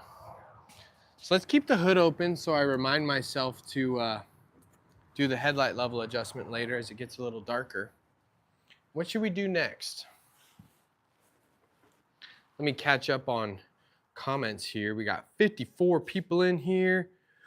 Ooh, we got quite a few more comments. You have a Lexus IS 430. Girlfriend has another Lexus and a 370Z. Nice, those are all cool cars. Did the mechatronics fluid on my Audi A5 and the dual clutch. Definitely requires a lot. Hey, that's awesome. Honestly, the sense of confidence you get in what you learn from doing new jobs yourself, that's what this whole channel is about, you know, is empowering people and inspiring people to try to take on their own jobs. Because I do new jobs all the time, and the sense of accomplishment I get from it afterwards, it's worth everything. That's the best part of being a mechanic. It's taking something broken, fixing it yourself, and then when you're done, you just feel like Superman. You feel like the man. Just described first time. In 1955, your daily is an F100. 1972, but you've had Benz. All of them are different. Awesome. F100, super cool truck. You got a Lexus 300H. How do you compare 2000 up series?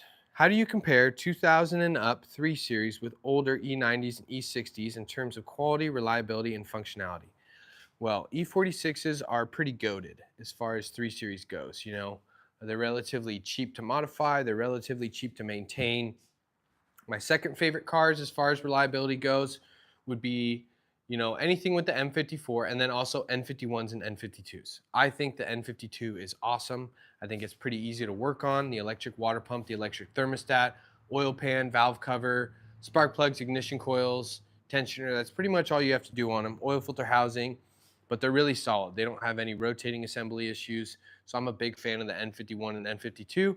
I really like the E60 and the E90 chassis. I'm a bit of an E chassis purist. My bread and butter is from E36 to about E90. Once they started getting into the F chassis, yeah, they're pretty cool cars. They look pretty bitchin', but they started getting really plasticky, you know. Let's see, what else did I miss in here? Good morning from India. Awesome. Awesome to have Indian viewers.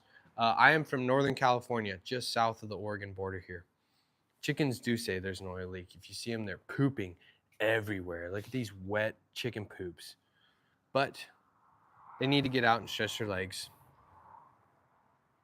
Awesome, you use FCP Euro, you're in Rhode Island, and their parts shipped to you in a couple of days from Connecticut.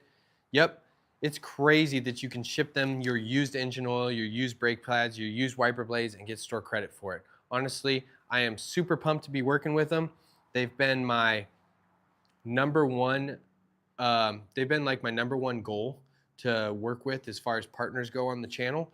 And one of the customer service people that works for FCP Euro, I was calling with a customer service issue, and I was like, hey, Brandon, I know you enjoy the channel. Is there any way you can put me together with someone from marketing?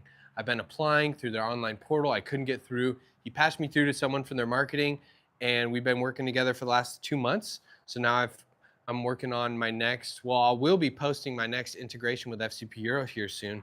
I did a video where I swapped the control arms on my E90 with M3 E90 control arms. And I've been super stoked. They're super supportive with parts and helping keep things afloat around here. So the partnership with FCP Euro, couldn't ask for anything better.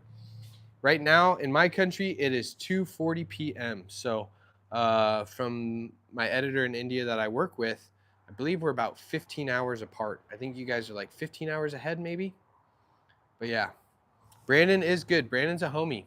I called in one day with a customer support issue, gave him my email.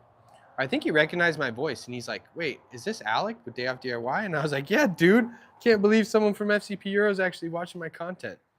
So that was super cool. Yeah, they do a great job, and you know, I got zero problems. I'm the one that sought them out, and I am just over the moon that I'm able to work with them. Let's do third brake light next, huh? We got this thing we need to get slapped in. First, I want to see if it even looks good. It's smoke. Is Hollywood on fire? Hollywood is burning a little bit, you know. If you want a detailed map, go to CAL FIRE, Google CAL FIRE incident map, and you can see all of California, and it will show you the accurate fire perimeters on the Palisades fire, on the Eaton fire, and all those fires down south. But it is crazy. It's unprecedented fire weather that we're having here in California this year. And it's those damn winds. I grew up in Southern California. I know them very well. It's the Santa Ana winds. And once those Santa Anas get blowing, if there's any fire, it just goes heavy offshore, and it's really, really squirrely. They were having 90-mile-an-hour winds, 99-mile-an-hour winds. And then it goes from the brush and gets into structures, and then those structures start burning, and then it's throwing embers 2 miles away. And then a house 2 miles away catches, and there's not enough resources to put out all these fires, and then that house gets caught with these 90-mile-an-hour winds. Then it blows another 2 miles, and there's just really nothing you can do until the weather starts to slow down. So let me get the tripod here. We're gonna go jump in the truck bed. Good business is when both leave happy, 100%. And Jay, the guy I've been working with, he told me that he was bragging about me in their monthly marketing meeting, said Alex had done the best integration he's seen so far and was showing everybody else. And what's the date? I believe it's the 12th. Let me see. Yep. It is the 12th of January. All right. Let's get up in the truck. Phillips screws, it looks like. Let me get you guys set up on the tripod. It is Sunday. Beautiful day, Sunday. This is awesome. We have so many people in here. We didn't have as many people in here last time. So here's the third brake light. Now this was leaking 2 years ago, but I replaced the gasket and I put some LED lights in here at one point. Please don't break. Sketchy. That was close to breaking. You can hear how dry it is. Rusty. I was getting a water leak down behind my back seats and into the cab. It was making a big mess. And these LEDs, they're just not bright enough. So I wanted to buy, ooh, please come out. Hold on.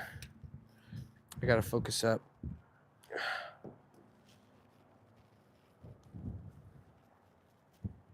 Oh, please come out. Please come out. There we go. Whew. I thought that was about to snap off in there. We would have had bigger problems. It is Sunday. I'm only getting the MAF sensor codes now. You know, the MAF sensors go out quite a bit. Do you have an M54? Because same thing happened on Eric's car. It was throwing 2 lean codes, bank 1 and 2. I smoked it. I did everything I could. Turns out it was just a faulty MAF sensor. And they go out quite often. If you do buy one, I recommend you buy it from FCP Euro because they're a lifetime warranty. And should save you some headache in the future if it ever does go out again. Do not buy aftermarket. Don't buy aftermarket mass airflow sensor. All right, so this gasket looks pretty tired.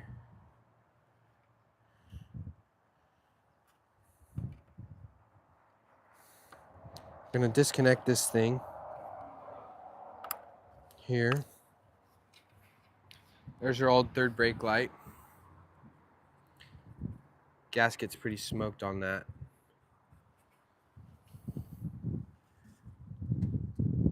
Wow, you can tell this thing just got rusted out from water getting in, but I don't think we've had any water in here for a little while. It's looking pretty good. It's looking pretty dry. So what we'll do is we'll take a rag, probably with just some water, some degreaser, clean up all this. Starting to even get a little rust in here. Clean this up. We're not going to do any rust mitigation today, but we're going to throw in a new gasket with a new third brake light assembly.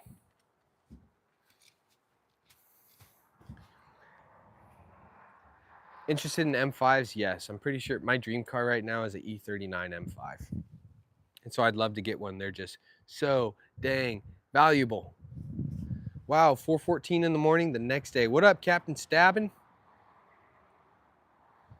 Yeah, if it's an M54, I'd say buy a new mass airflow sensor from FCP. Buy OE. You got to buy OE on mass airflow. Do not buy anything aftermarket. It just simply won't work. Those cars hate aftermarket mass airflow sensors. All right, what do we need to do? We're going to go back into the shop. We're going to get a rag. We're going to clean up these screws, put a little bit of lube down in here into these nuts, and then we need to get the gasket, and then we can fit our new third brake light assembly. I'll bring you guys with me so I can answer any questions. Because we're just vibing. We're just chilling and hanging today. Patty, get out of here, dude. Chickens are always trying to come in here and poop everywhere. They poop all over my garage. So, the third brake light came with a new gasket. I think we'll probably have to glue this on the back side of the third brake light. And then let's get some tri-flow right here.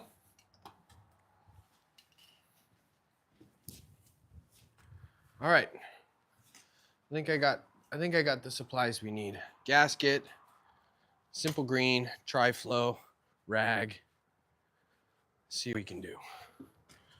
Coming up. Whoop. I'm not hey, stop doing that, phone. Stand by. Yeah, I've been pretty busy. It's been hard for me to keep up with the Discord, but I made a note of it today. I'm gonna try to get in there and get caught up a little bit. As far as, because what code are you getting for the mass airflow sensor too? I'm curious. You know, I was thinking that too. We should do a little Sunday live ritual. Just whatever I'm doing, even if I'm just hanging out inside, just to jump on for an hour or so. I think that'd be pretty cool. So let's try to do that. So I'm just gonna take some diluted simple green here. Just clean this surface up. Get any dust off so we can get a good seal. Because it is really important that you get a good seal on these third brake lights. This is one of the most common locations to get water leaks inside the cab. You can see there's already some rust from the previous leaks, but I repaired it before, and so I don't think we're getting any water in now. I haven't noticed any moisture in the rear.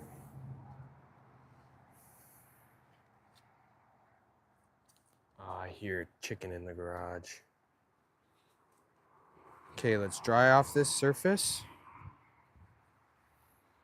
Then we're gonna take, awesome, dude, John is an MVP. I hope we see him in here today. We might not. He's a busy guy, but he has just been so awesome in that Discord. Such an awesome dude. He sent me dog treats to give to Sage. He's just a super cool guy. He's been holding down the Discord. All right, put a little tri-flow so those screws go in a little bit easier. Hopefully they don't rust and seize out. Next time I have to take it off.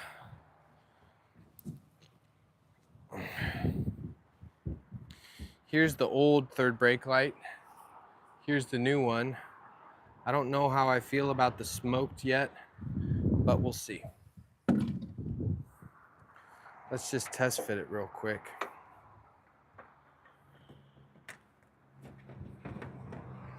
You know, that doesn't look too bad. Because I got a pretty dark color pattern going already and I don't have any chrome on the truck, I'm good with it. Which way? I should probably glue the gasket onto the third brake light as opposed to gluing it onto here. So I think we'll do that. It fits like this.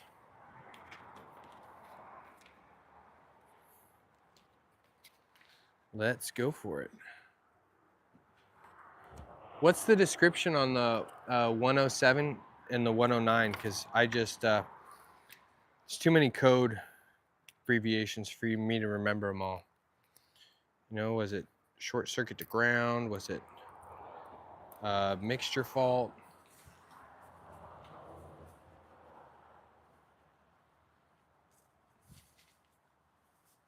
Yeah, I think the dark looks okay.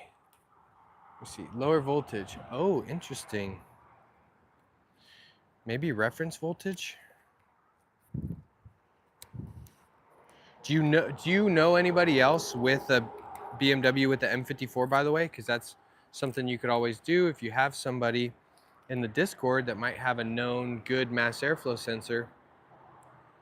I might have Eric's old mass airflow sensor. If you wanted to cover shipping, I might be able to ship it out to you and you could test it. It has 2 lean on bank 1 and 2, but if you were to install it and your old codes go away and the 2 lean on bank 1 and 2 stay, then you could rule out that the issue is your mass airflow sensor. It should also run with the MAF unplugged, but it's just going to run a lot more poor. We used to do that sometimes too, unplug them for diagnosis. It is, these third brake light gaskets are so important, guys. It is such a common water leak on these trucks. This one's not leaking, but most water leaks getting into the cab on trucks are from third brake lights. Captain Stab, and the link to the Discord should be in like my latest 30 videos. If you go into the description, it should say Day Off DIY Discord link, and you click on it, and it should take you right to the server, and it is free. It's just everybody from the community just in there sharing photos, sharing repairs on their vehicles, and it's pretty cool. There's some really cool people in there. Opinion on the N55. I personally don't like the N55 that much. I'm gonna be honest with you. The rod bearings scare the shit out of me. Every single time that I would do an oil filter or an oil service on N55s, I would, but this gasket is really thick and it looks way better than the old one, so I don't even know if I have room for adhesive, so I'm just gonna let it ride. Problem is though, oh, you know what? No, this doesn't take a plug. I think we're good on that. All right, let's click this down. I hope these Chinese lights work.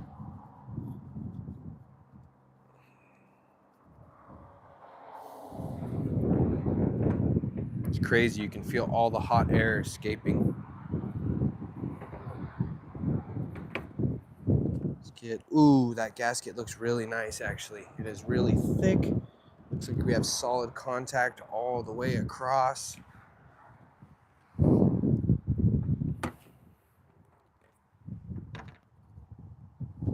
Last thing I'm gonna do is I'm gonna take these screws out of my pocket,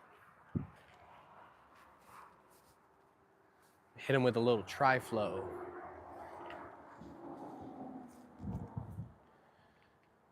P0109, I don't know. Sometimes you have to type in the code and the model. You know, E46 P0109, and it gives you different codes. Maybe I'm wrong. I don't know everything. I'm still learning, guys. All right, spray a little tri-flow on the threads of those screws just so they go in. Interesting. You only got a glimpse of the code, so could be wrong, but it did say to replace the MAF. I believe if you unplug a bad MAF, the engine will keep running. It's good, the engine should cut out. I'm not sure if that's how that test works. But my recommendation would be, if you know anybody with an E46, ask them if you can swap mass airflow sensors real quick, and then check the codes from there, see how it runs. That's what I would do. Also, you could buy a new mass airflow sensor from FCP Euro. It doesn't fix your problem, return it.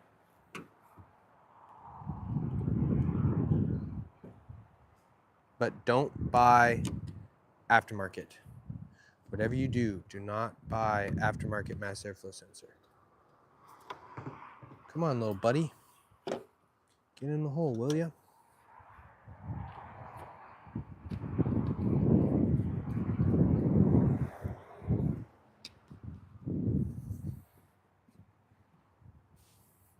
I'm a $10 cowboy. Baby, that's a fact.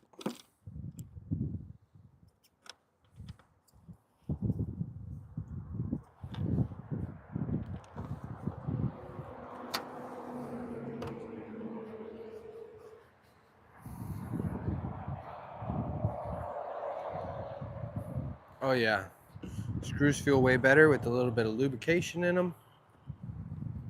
That gasket sandwiching nicely. Oh yeah, that's a nice tight seal on that gasket. Equal and opposite. Sick. Torqued. Torqued. Torqued. Sick.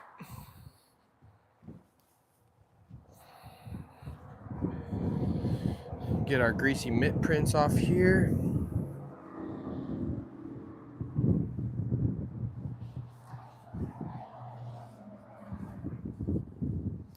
All right. Now, if you guys don't mind, I need your help. I'm gonna go in the car, turn on ignition, tap the brakes, let me know if you get a brake light, and then I'll turn on cargo lights and I'll come out here and check them. But I need your help to tell me if the brake light's working or not. BRB.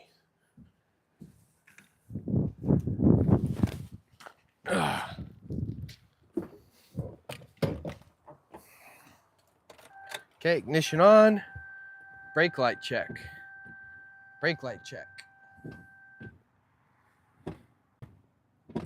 Cargo light.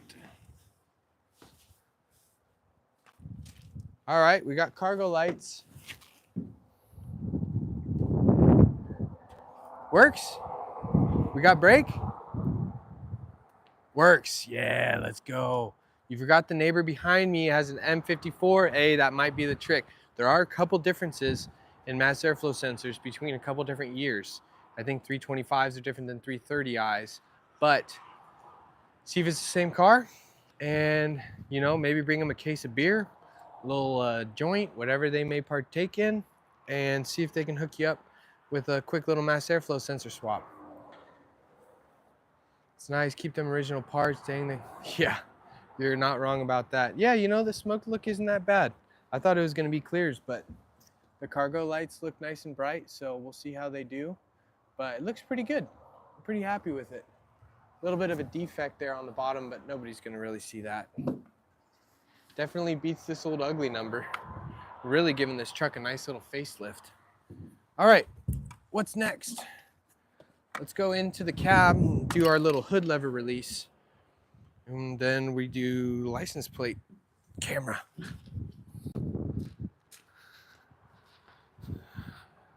Tool reset time. Question answering time. Yeah, Connor, that might be a really good way to go, dude.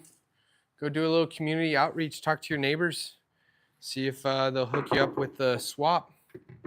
Bring them a 12-pack of beer or something. Always makes people happy. We got the homies from the Discord in the live. I love it. Oh, because he has the B25. Gotcha. 325. Yeah, defo different. I'm pretty sure they're different. Because I tried to swap my 330 MAF into Eric's 325i and it was different. Connectors were different.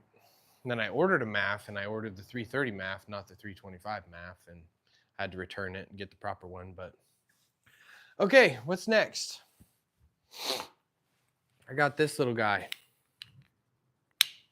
and I need to replace it. The cable for my hood release slips down into there with the end of that metal cable. Runs through here, this bolts up to the side, this piece here snapped off, and so I've been opening my hood with a pair of needle nose pliers for too long. So it's time to get that fixed too. Let's go take a look. Yeah, different MAFs. Can we do ceramic coating on our cars by ourselves? I've never done it before, but you can totally do it yourself. There are kits out there that you can do it with. I just don't have any personal experience, but we totally should make some content on that in the future. All right, what do we got here? This is like a 13mm nut. So let me go run and grab a socket real quick.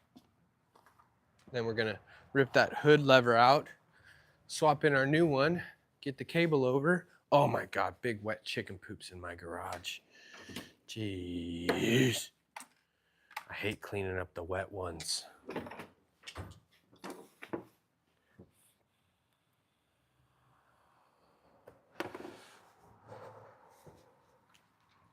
Guys, I really like the idea of doing a live every Sunday. I think that would be really cool.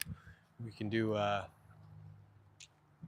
little Sunday hangout on live every day, answer questions and stuff, and just kick it. Ceramic coating I really like is Avalon Kings. Good to know. Got to go, buddy. Let's connect this coming Sunday. Sounds good. I'll try to get back on here this next Sunday. Thanks for stopping in. I know it's super early over in India. Hope you have a great rest of your week. It's so cool we got viewers just straight up around the world.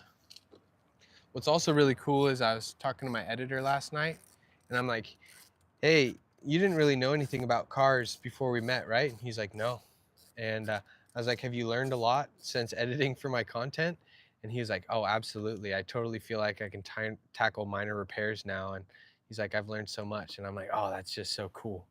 You know, I love that. Love it.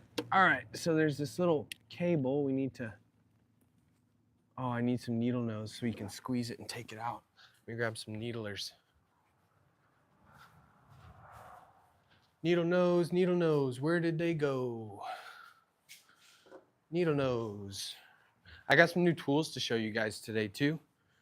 last year when I was at SEMA last October. I was networking with the people from Knipex. Let me know if you guys know them, the brand Knipex pliers.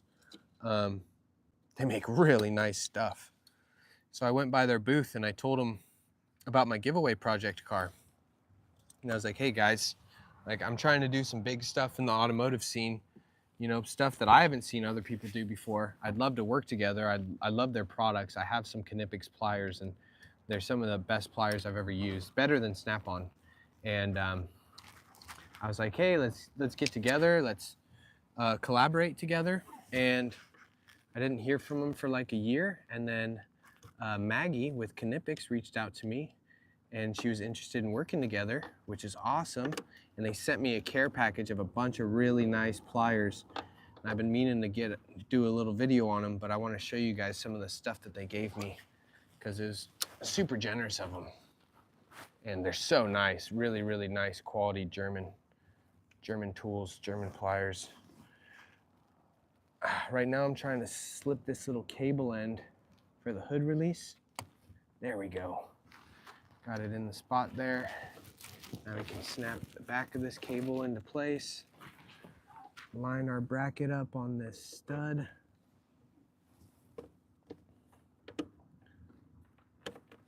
And then this guy drops in there. Sick. I have a functioning hood release again. Oh, come on. You gotta fit.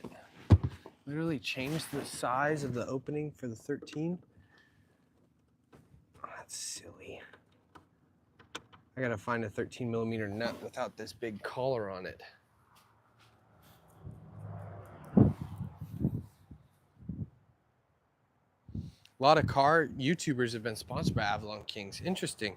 You know, I'm not very good at the detail side of things. I try to let people know I'm pretty novice at it, so I'm not trying to like really be the advice giver on detailing because I'm still learning, but I would love to do ceramic coating. Knipex does rock. SEMA stories, yeah, SEMA stories. SEMA was a blast. It was crazy though. Let me catch up with, oh, you know, we're not that far from Dinsmere. Closest town for me is Eureka, California, if you're curious. So that way I can sort of give you a little bit of an idea where we're at. But I know Dinsmere, it's not too far. It's local hunting area.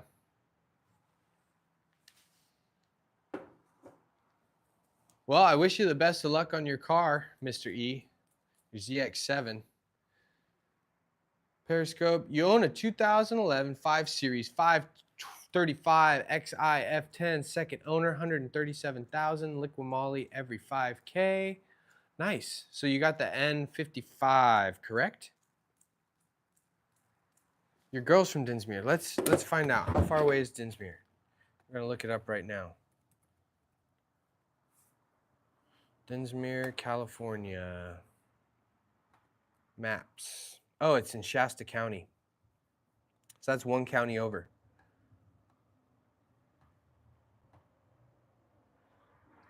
Okay. Yeah, I know where you are. Know where Dinsmere is. It's over by Mount Shasta, Shasta Trinity area. I would say it's probably about 3 hours. Probably about 3 hours away. Mr. E, super appreciate it, dude. Just try to keep it real with you guys, you know? I love content creators that I watch that keep it real with me, you know? And just speak truthfully. And so that's what I try to do for you guys too. I don't know everything. I don't know all the things, but on the things I don't know, I try to be open and honest about it because there's no need to lie. Plus the internet is brutal. If you lie, they're gonna catch you. They're gonna figure it out. They always do. Ceramic coatings are great. Not difficult at all. Just be careful not to apply in the sun. I have heard that. Other than that, it's just wipe on, wipe off. Dennis's favorite product is Guion Q2. I haven't used any before, but I have seen videos of people installing them, and it looks relatively straightforward. See here, I'm test fitting my new nut I found in the toolbox. I think it might work. Let me go grab my socket real quick.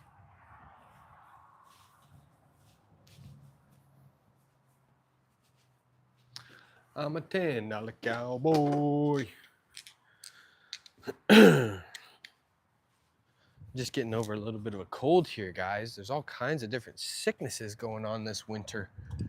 I got like this funky throat deal that was bothering me for a little while, but it's taken me almost like 2 weeks to get over it. Let me see if this nut fits. So I'm just on the tail end, just finally starting to feel like myself again. It took a lot of my energy, and I've been hearing from some people they've been getting sick too with similar things, just real energy zapping, little colds and stuff, but a little bit of sinus congestion. These lines right here are actually for my air compressor and airbags. I have a controller up here in the cab. Yeah, so you were talking about the N55. It can be a really good engine. Just stay on top of oil services. That's a big thing with that engine because I've seen premature rod bearing failures. I was talking about it previously, but I lost my train of thought. And I've seen a lot of rod bearing failures on N55s. I've also driven cars when the rod bearings failed because I didn't prime the oil system after doing an oil filter housing. I seized, engine seized while I was driving it. It was brutal. This bracket is so tight I can barely fit my socket in there. I lost my socket purchase. Now I can't reach it. Let's see if I can turn it with my needle nose to get a better angle. It's annoying. It still needs a little more tightening. I shouldn't have taken the socket off so soon. There we go. Nope. Go back in your home.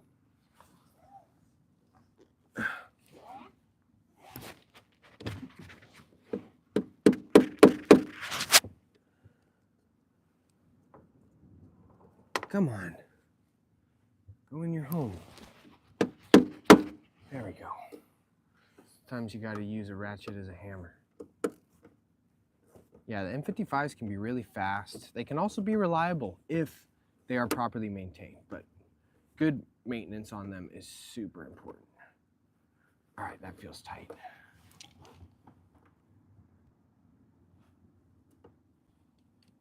All right, let's shut the hood, test fit the hood release real quick.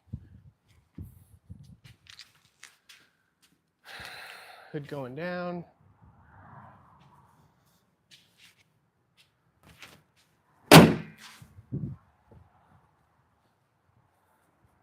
Okay, popping the release. Nice.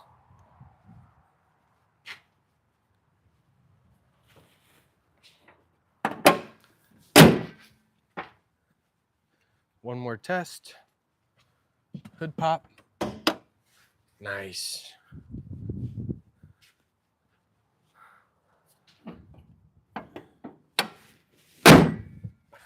Bitchin'. Gotta remind myself to level those headlights too. Blessings, everyone. Dun, dun, dun, dun. Man, that sucks. It sucks that you had stuff stolen from you. I've always been confused what the U.S. means with counties. Is it compared with a province? So counties separate the insides of states. So the U.S. has 50 states, and then inside of those states, like California probably has 20 something, maybe almost close to 30 counties. And those will usually be anywhere from like a 20 to 75 mile radius. And then it's basically just for tax purposes. Each county has different taxes and different taxes within those individual cities. So it might be similar to a province, but it's a little bit larger. You know, multiple towns and multiple cities will make up a county, and then multiple counties make up a state. So hopefully that helps. Dude, Captain Stabbin gifted a membership to the channel? Corbin was gifted a membership by Captain Stabbin? Dude, thanks, bro. Super appreciate that. That's really cool. That's the first ever gifted membership. I've seen it on Twitch, but I've never seen it on here. That is awesome. Appreciate you, Captain. You're a cool dude. All right, so that hood release is in there. Let's get this little cover back on. This thing needs replacing too. Doesn't like to stay in place, but we're working on it. I'm trying to put a little bit more time and energy into fixing up this truck because I've been working on BMWs so much. This one's been getting a little neglected.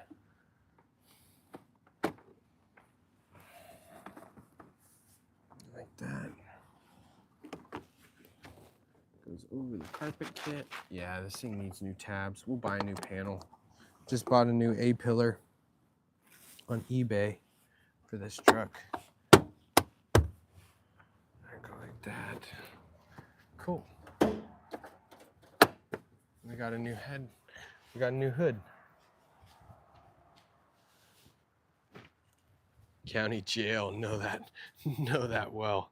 Yeah, we got a county jail. We actually have a state prison near me. It's called Pelican Bay. You guys might have heard of it. Captain Sabin, you're awesome. Thanks again, dude. Really super cool. Yeah, this thing's a little loose, so we need to replace that. And then my A-pillar, you can see here, it was coming loose at the top, and so I got a new one coming on the way. This here is the little connector piece, and it's just completely snapped off the old plastic.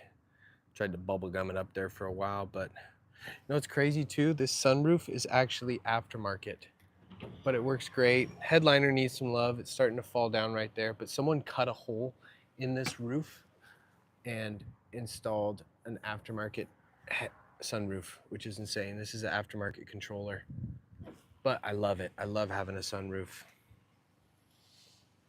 How hard is it to work on Duramax? It's actually kind of hard. Some of the stuff, minor stuff I do. When this truck needed head gaskets, it was a 37-hour job book time. 37 hours. So you go to a shop that charges 150 or 200 bucks, 200 times 37. That's just for the labor. Not to mention the water pump, the belts, the tensioners, the idlers, all that stuff. So I was getting some quotes at some diesel shops. They were saying $10,000 for head gaskets.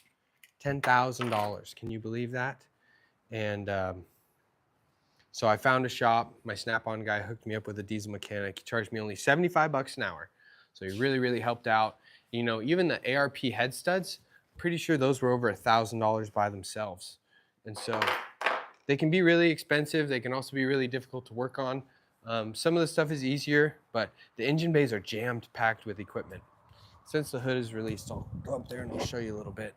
I do have floor liners. I got WeatherTechs because this is my dump run truck. I use it for hunting. I use it for going to the hardware store and fishing and off-roading. So I hammer this truck. This truck gets ridden hard and put away wet, but that's what trucks are for. I used to be a pavement princess while I lived in Orange County, but I use it for truck stuff.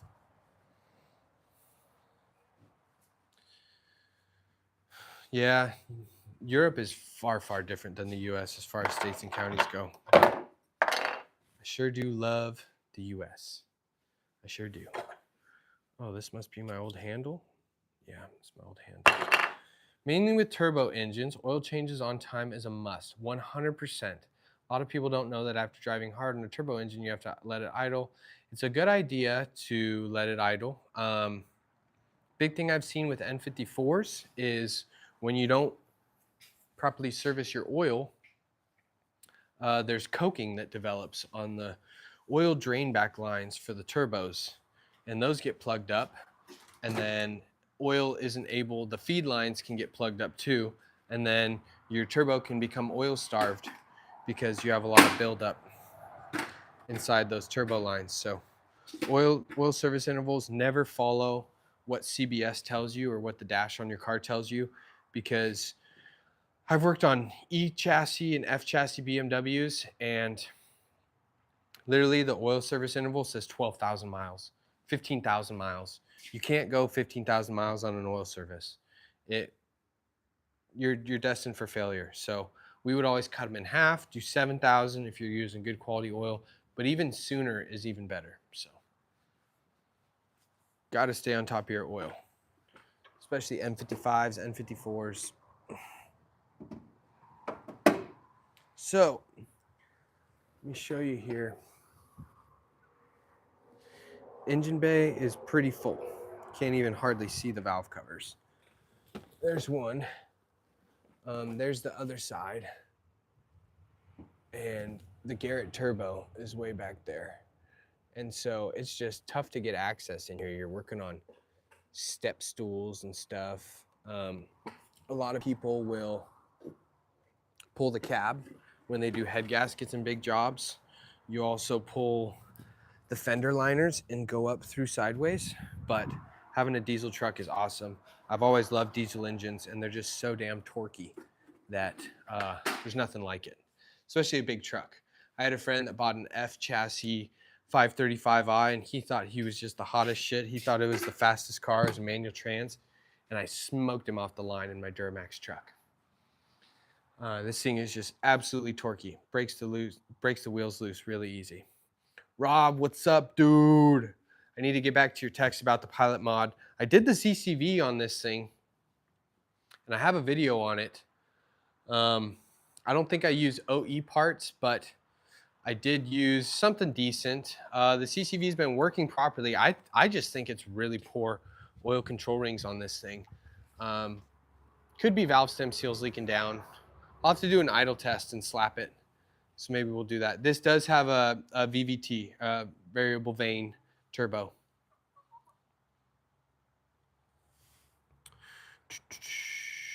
Good to see you, Dennis. It's officially Monday for you. Hope you rest up. Wish you a great work week. Good talking to you. Oh, I need to take my trash cans out. It's Sunday. All right. So if you're just tuning in, what have we done so far? New headlight assemblies. Boom, boom, bitchin'. New headlights. Boom, boom. New hood lever. Boom. New little smoky third brake light with LED cargos, which is pretty bitchin'. Ooh, those cargo lights are still on. Should probably turn those off. I don't know why they're still on though. No ignition. And before I did the live, yeah, I'm gonna try that O2 pilot mod. New taillights. For the last job of the day, I gotta get rid of this camera. This is my old camera and it's starting to bug out. Should be a really easy swap because there's that blue video connection in there, and then the red power connection is right down here. It's gonna be really tight with this full-size 35-inch spare I have down here, but I think I can sneak it without having to take everything apart. Depends if I need a wrench on the backside of these or not. I really don't want to drop my spare tires, so let's see what we can do. And I think first I'm gonna take my truck and flip it around because I don't want to be laying on the rocks. So let's fire up Big Bertha. How much battery we got? We got 29%. We'll make it. We got to get this repair done in 29%. I also got a pee too. Keep it real. Z3 clown shoe, I like them. It's really hard to find hard bodies that aren't soft tops. They're pretty bitchin' cars though. The M coupes are super, super bitchin', even more valuable, even more rare, but really cool cars. The E30, parked there over there. It's actually running really good, but I got a big water leak in it. So I diagnosed and fixed the water leak in my truck today. Maybe tinker with it after I'm done with the truck. I'm starting to get water on the driver's side carpet. But hang out with me, I'm gonna get this truck flipped around. Gotta remember to, also, maybe this will show you, this thing has been, see it's just cutting in and out. That's why we're replacing the license plate camera. It's just bugging out. And I'm about to leave to go up to the snow in a couple days, and we're taking the truck, so we got 4-wheel drive. And I want a nice functioning rear view camera. especially getting up into the snow, road tripping, parking in small towns with a big truck. Having a backup camera is just so helpful. But she big. It's a challenge to get flipped around in my little yard sometimes. How should we do this? On the nose end of the corner here, I think. Stand by, folks. Going on a little truck ride. Yeah, the E30 is running really good. I'd love to find someone to sell it to, but I haven't taken any pictures and put any real work into advertising it yet, and that's all on me. Just hasn't gotten to the point to where I felt confident to where I want to sell it, you know? Because I like to really have my cars dialed in before I sell them. I just, I don't like selling cars with a laundry list of problems. I'm sure Rob can understand that, you know. I like selling good cars that are drivable and ready to get after it. Yeah, water on the driver's side from exterior. Yeah, water leaks. I'm not sure. I think it might be coming from the cowl leaking down, like the air conditioning inlets right below the windshield. Probably have my girlfriend come out and spray the exterior with the garden hose, and then I'll just get up underneath and get down by the pedals and look up with my flashlight and see if I can find anything. I'm gonna bring the truck bed into the garage here. Easy wrenching. It could be. The sunroof's been a little sticky too. And so I need to get up there with like a plastic pry tool, kind of pry it open while I work on actuating the sunroof, because it's got this awesome hand crank manual sunroof, but it's been sticky recently. Hasn't been working. All right, let me drop the tripod down. One leg.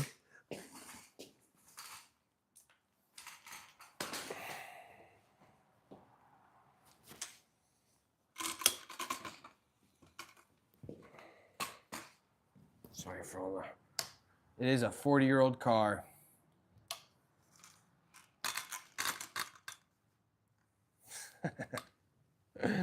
You're right, Rob. I've done a pretty good job of fixing it up. I mean, I got a 45, was it, it's a 1982, so it's 43 years old now, right? 1982? Yeah, 43 years old. It's running pretty good. And the fact that I got it to pass smog is just a win, you know? That's a win. So I'm gonna try to get this water leak fixed, and then I'm gonna do a fluid extraction on the carpets, polish up the paint a little bit, and then I'll take some pictures, and then I might even try bring a trailer. So I'm gonna get you guys set up real quick. I gotta go run outside and take a leak, and then we're gonna come back in, and we're gonna knock out this license plate bracket, and then maybe if I got enough battery life, we'll go play around with the E30 a little bit too. Oh, I'm gonna mute you guys so you don't have to listen to my stream.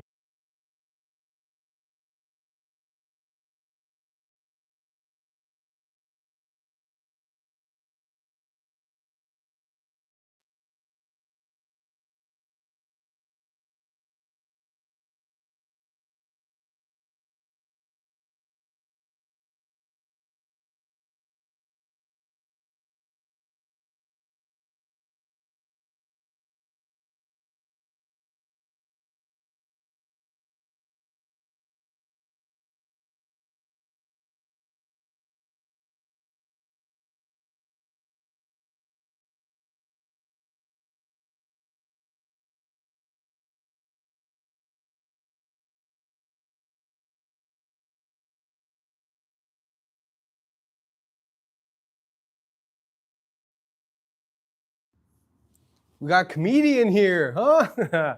Fucking love it, Rob.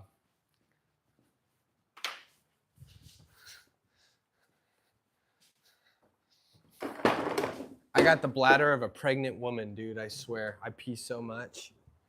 Guys, I don't want to pull my full-size spare, but I think I'm gonna have to. What up, Craig? Good to see you, dude. Yeah, that's huge. I rarely even see. Yeah, you know, I'm stoked on it, and it's a Survivor. You know, it's truly a 65,000 mile 318i. And so when the right person sees it, I think they're gonna want it. You know, I think there's some viewers in the channel that want the car too, but yeah, I'm probably only gonna sell it for like $5,000. What do you guys think? Is that fair? I mean, I've rebuilt the rear brakes, all new drums. I did all the brake lines. I flushed every fluid. I did a trans service. I resealed the oil pan. I put new distributor, new plugs, new wires, new thermostat. Thanks to Rob.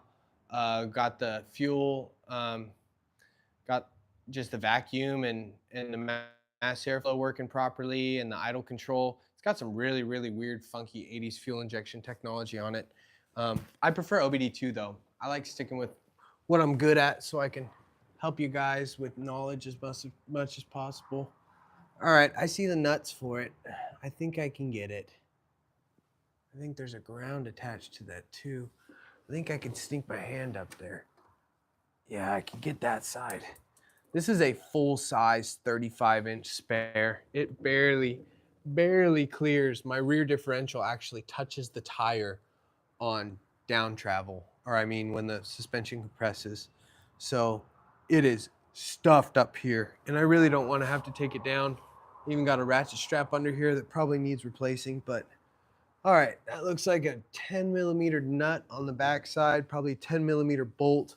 We'll get those two out, and then we can go through the hole for the license plate. You think that's more than fair? I think so. I'm trying to be real, you know. I'm not trying to just like put a YouTube tax on my cars. I'm trying to give people what I think is a good deal on it, you know. I just need money to reinvest into the channel. I'm not even really at that price. I'm not even really breaking a profit on the car, you know. Looks like 13s. 13. Then we'll grab a 13 wrench for the backside. Grab two different kinds here, and we'll grab my long boy. Where's my 13 socket? There it is. Side by sides cost $20K. Don't forget. So I'd not trade my cool car for them for sure. That is a good point. Side by sides are so sick. Definitely, it's a great base for the next guy, whether to clean it up, the age spots, and love it. Engine swap, it is a great one. You know, it's kind of a cool candidate too for like one of those patina type paint jobs. You know, because you can't recreate that. A lot of guys for different SEMA builds, you know, they're doing all kinds of different, you know, fabricated rust, and it doesn't look too bad. You know, I wonder if you could kind of accentuate it or just go for the kind of rustic vibe and then just get it super bitchin' and maybe engine swap it. I think that'd be pretty cool. All right, so I gotta sneak this wrench up here, grab this nut,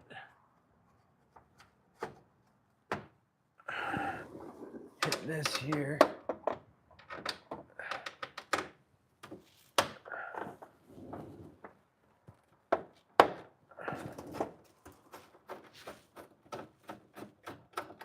I think we got it.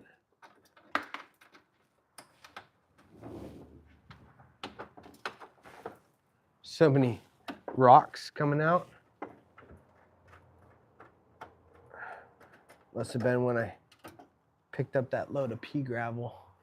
Also, this aftermarket bumper is rusted to shit already. It's like 6 years old. I do live in a pretty rusty climate though. I mean, some of you, whoa, hey, sorry. Some of you guys live in some real rusty stuff, real rust belt. So I can't even compare, but I am like literally 2 blocks from the ocean.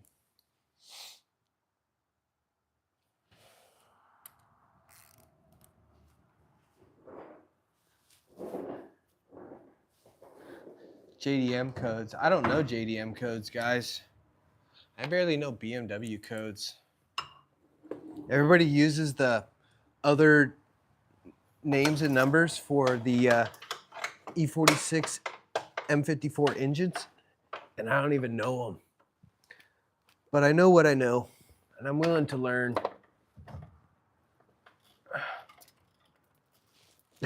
So much gravel's falling out on me. But yeah, this has been fun. We should try to do this every Sunday. Do a little Sunday live hangout day. Little weekly reset.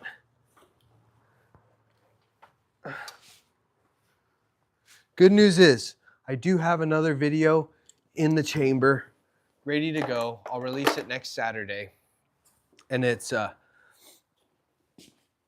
replacing the front control arms on my E90, on my 335i, with Melee M3 control arms with Heim joints and upgraded bushings. And it came out really good. Really, really nice quality editing. And I'm really excited to share it with you guys. Car's driving way better now too, but the alignment is straight up deadly. The toe is just so out that it is just super squirrely down the road, and it's practically undrivable. So I need to get it aligned really bad. I didn't expect it to throw it out that much, but I'm kind of waiting to get it aligned because I'm talking with FCPO right now about a video that I want to do where I replace the entire suspension on the 335i. I'm talking to him about a Bilstein kit, front struts with strut mounts, all the gaskets, and then rear shocks with the bump stops and billows and everything. With spring compressors too. Buy some spring compressors and show you guys how to do struts in your home garage. I always used to use a strut tamer, and that's like a big wall-mounted strut machine where you can compress the springs from top and bottom. Really safe, they all lock in. So I've been a little hesitant to do it at home, but I think it's time because this one needs struts. And the strut mounts are completely torn through on that E90. Yeah, you guys got salted roads over there. You guys get a bunch of salt. What's up, JAB Minister? Where are you from, dude? You say you work as a you do auto diagnosing? Yeah, it was a cool video, Rob.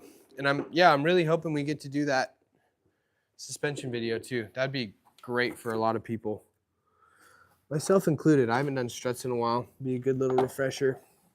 All right, so I gotta fit my little arm up here, and I gotta take the electrical tape off my connections. This license plate light camera has two connections, one red plug, which goes to power and ground off of the reverse light assembly. So whenever you go into reverse, it sends 12 volts to the camera, turns it on. Once the camera gets 12 volts, it produces a video signal that goes up to the head unit, and that's when the head unit knows to switch over into reverse camera mode, is when you send 12 to here and it sends the video up. So it's actually a pretty simple design, and because my new one has red and yellow connections just like this old one, I don't have to do any electrical today. I can just simply take off this plug, swap it, plug it into the new one, and then mount it up to the license plate. So it should be fairly easy.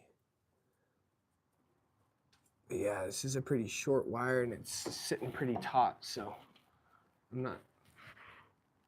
I understand why I electrical taped it. Didn't want it coming undone. If I dropped this spare tire, it'd be great, but I don't want to do all that work. Okay, I got the yellow out. Just that. Now I need to get this red one.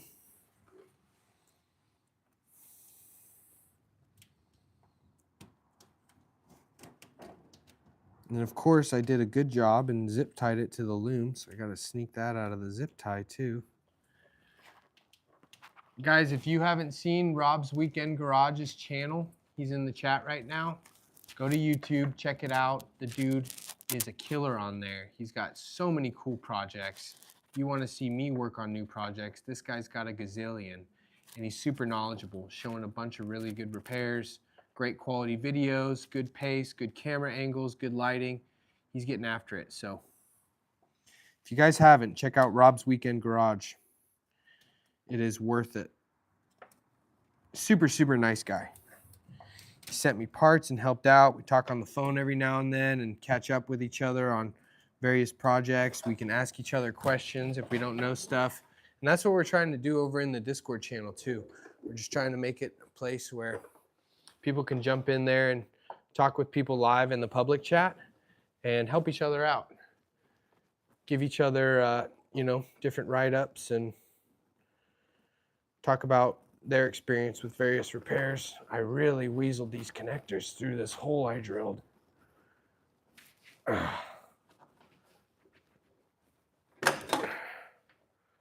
Almost broke one of those wires.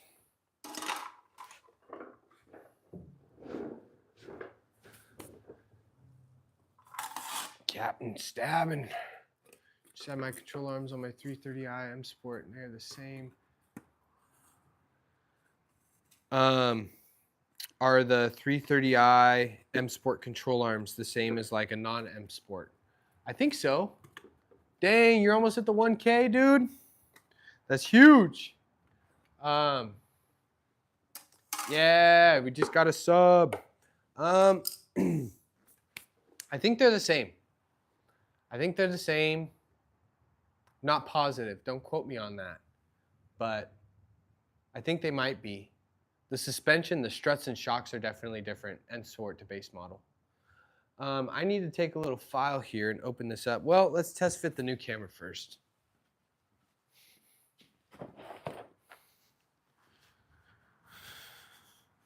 So here's my new camera.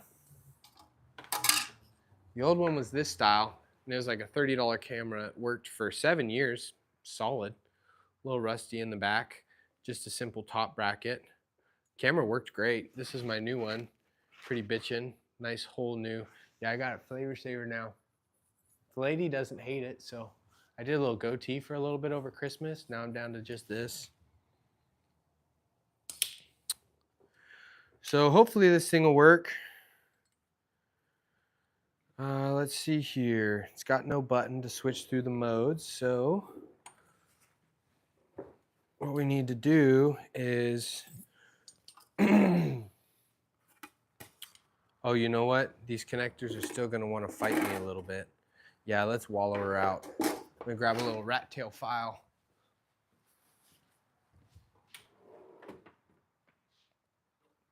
Where's my rat tail? And I need my knee pads. And a sip of water. Get this creeper out of here. This is the wrong tool.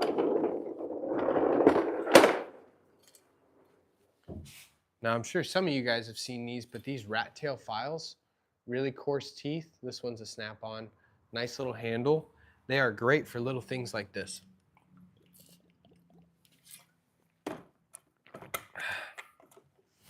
Take a rat tail file.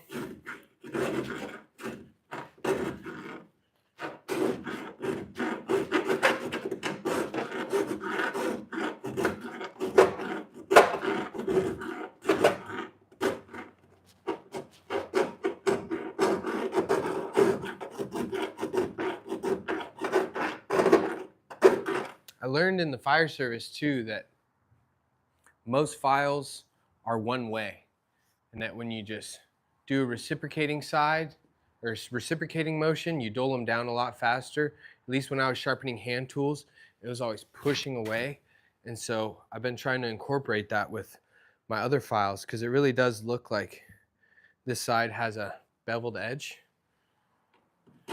So I'm only trying to cut on my pushing strokes.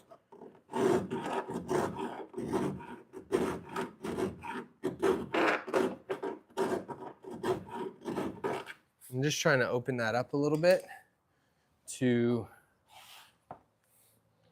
make sure that my connectors for my license plate camera can fit through that little hole. Boom, that's much better. All right, so now, file me. You dirty dog. You dirty dog. The and M1. I'm not picking up what you're putting down, partner. I sure as heck don't have an M1, but I did work on a BMW M1. Shop I used to work at, Coast Motor Work, customer gave us his M1 to do a full restoration on it. And we got a dirty dog in here. Love the looks of the new M2s. They rip. Yeah, the new M2s are pretty sick. The body styles of a lot of BMWs recently have been really nice, but I'll forever and always love the E chassis. It's what I learned, and when I first started wrenching, and I just love the E chassis. It's my flavor. All right, so now that we got those in here, we gotta reach. Ah, shoot. I gotta find that cable. Where'd my red and yellow go? All right, so there's my red. I gotta plug in my red wire for power. Oh, yes, it fits. Yes. Let me grab some electrical tape. I'm a $10 cowboy.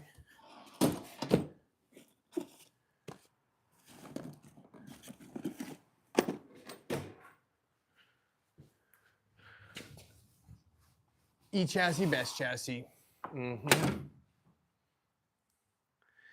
See Rob right there, bro.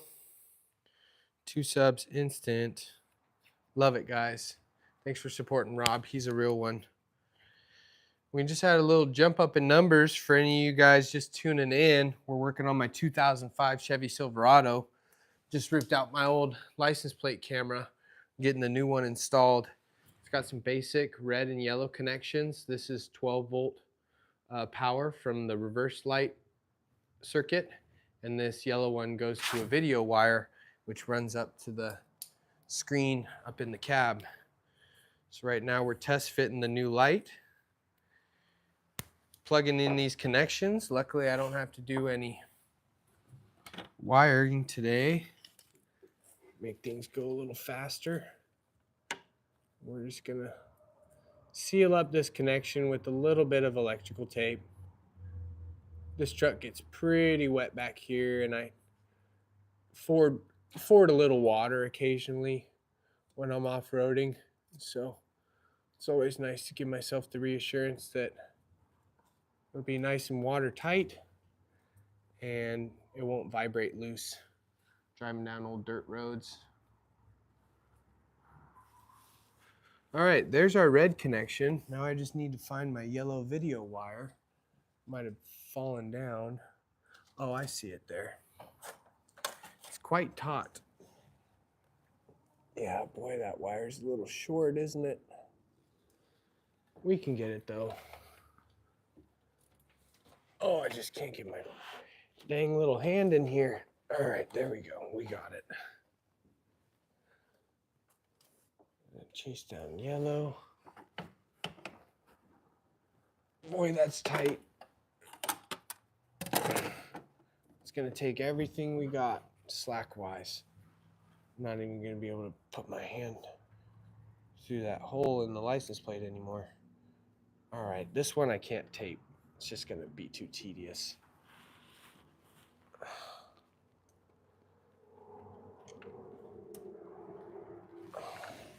All right, we got it. Ooh, this thing's got some nice little cut inlays for like some little 10mm screws. I wonder if we can find some 10mm bolts. Used to have an E36, bought it for $500, only needed a radiator. Blue convertible with a blue top. That would be a cool car, especially if it was in manual. It's also a really good deal. E36s are still around. They are still around, and you can get them for a good deal. Mamas, don't let your babies grow up to be cowboys. Honestly, like, might not be a bad life. You guys ever seen Yellowstone? I mean, doesn't it make the cowboy lifestyle look pretty cool? I kind of want to be a cowboy. I definitely want a cow. Next property I buy, it's definitely going to have a much bigger yard. And I've always dreamed of having a cow, dairy cow. Didn't know Don't know why BMW did away from their trademark halo lights just down to that strip. You know, they've been doing a lot of different things on the styling that I haven't been a big fan of, especially when they changed their kidney grills to this newer style. Like I'm not really down with those new kidney grills. They look too big and bulky and futuristic for me. You gotta go with the traditional. The tradition. Ooh, look at that, guys. Perfect fit on the 10 mil bolt out of the bolt bin. That looks sick. I kind of like the little touch of, what is it, zinc? Nice. That's real nice right there. All right, are these bolts long enough? Do I need to switch to longers? Oh, I got some threads back there. But that means we're gonna have to tighten from the rear. That's okay. Nobody steals license plate cameras. Who am I kidding? Who wrote the song? What's it called? Mamas, don't let your babies grow up to be cowboys. It's not David Allan Coe. Maybe Waylon Jennings? Highway Navigators? I was a highwayman. Down the coach road I did ride. Sword and pistol by my side.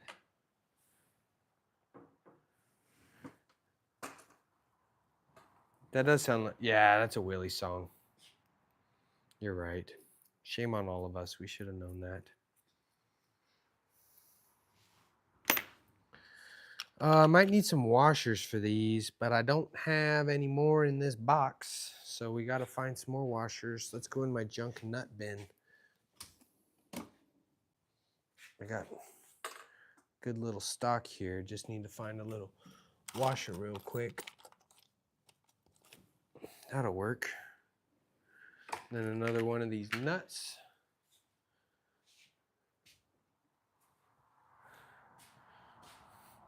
The new BMW grills look like perineum.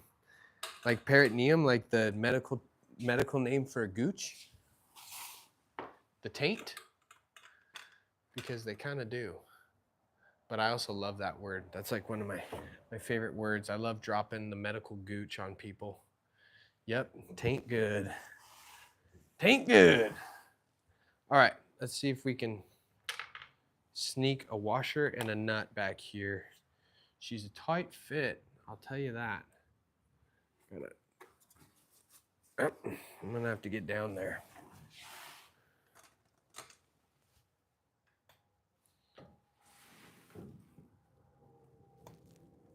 As far as she goes, boys. Thanks for tuning in today, everybody, though. It's been cool to kick it and hang out. I want to do some merch soon.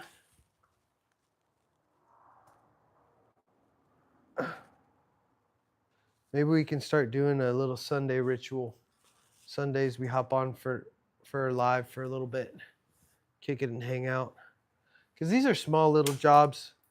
I wouldn't exactly turn into a whole video, but I will be doing a video soon of just stripping all the ugly stickers off the E90 because it's been embarrassing to drive around with all those gaudy stickers on there.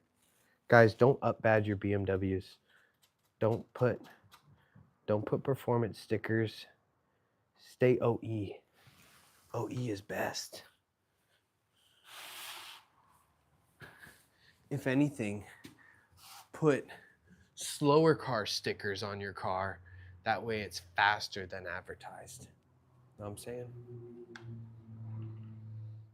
Waylon has an old VHS video playing pool. That's sick. I got to see Willie Nelson at Stagecoach a few years ago. It's got to be one of his last performances. It was pretty sick. That was the smokiest artist that performed as far as weed being smoked. It was great. Yep, that's a tight fit. There's the washer. Just gotta get this nut, and then we can sneak a wrench up there to snug them.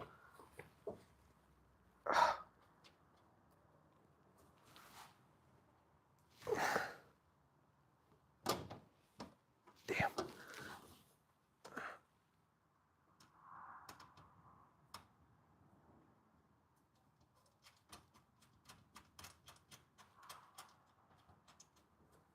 Yeah.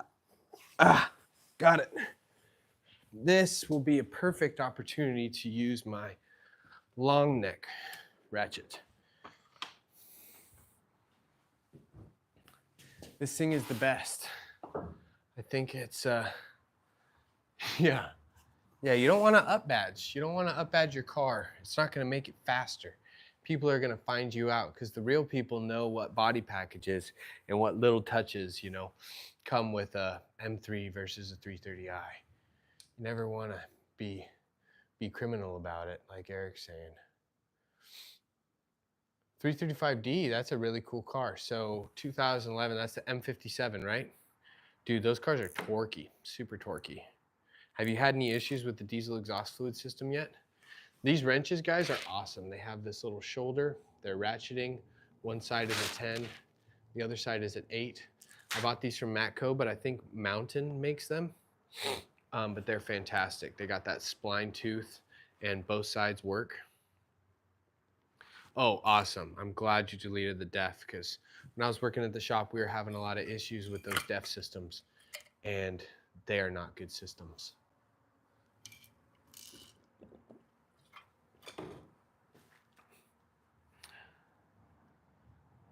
Mr. E, I appreciate it. Thanks for hanging out. Hope you had a good time. It was awesome talking to you. Thanks for the support, and have a great rest of your week.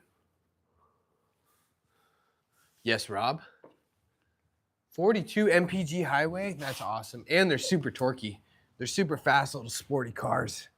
I like them.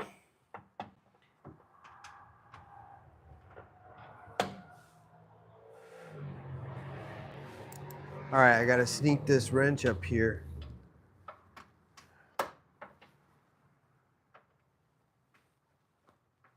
Come on.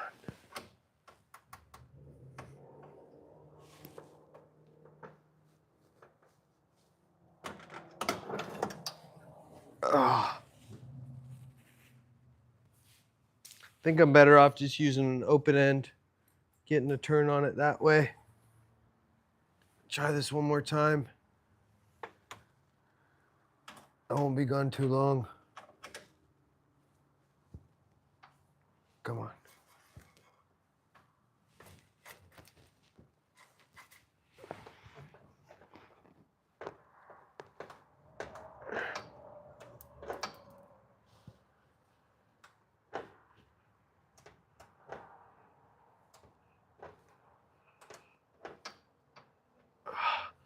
Dang, that is not an easy fit.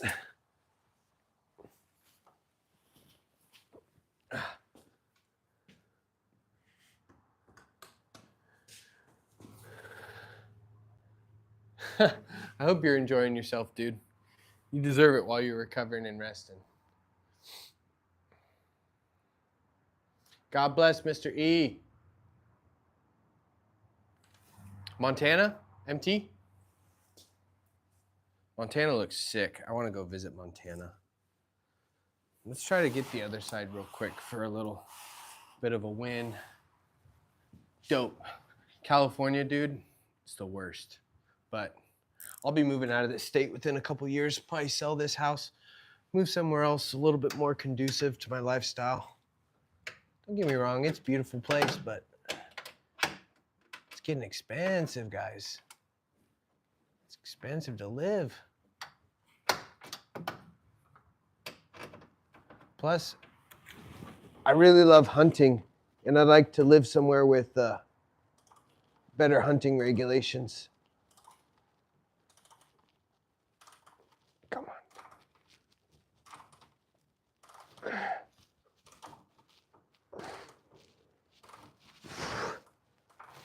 Abs are shaking, boys.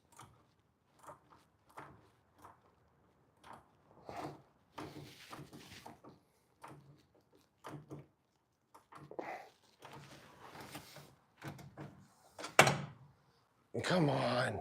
That was so many ratchets. That was so many clicks. How much more do you need?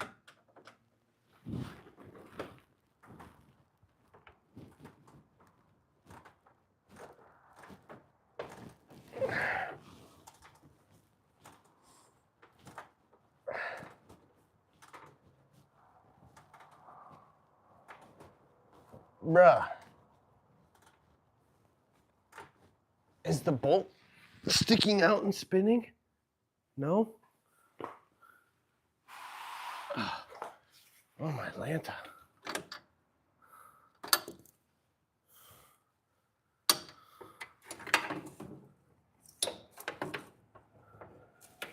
Is there a better way to do this? Ugh. Dream car is a clean E38. E38s are sick. So when I worked at Coast Motorwork, my boss bought a super, super clean, low mileage Imola Red E38, and we S62 swapped it and put in the 6-speed manual transmission.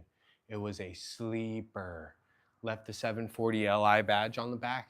It was the sickest 7 Series, the sickest E38 I've ever seen. It was so cool. It was done so clean too. They did a lot of cool stuff like that when I was there, which was a lot of fun to be a part of it, learn.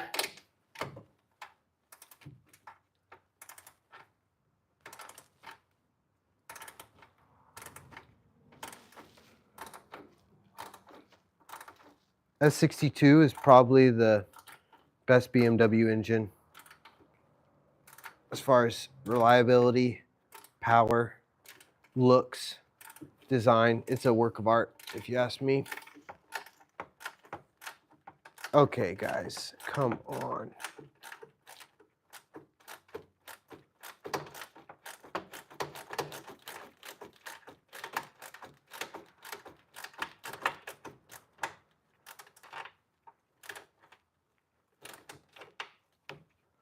How much thread was exposed?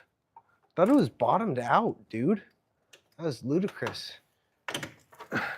You know, I should probably test this camera. It'd probably be a good idea to do that before I put all this back tight.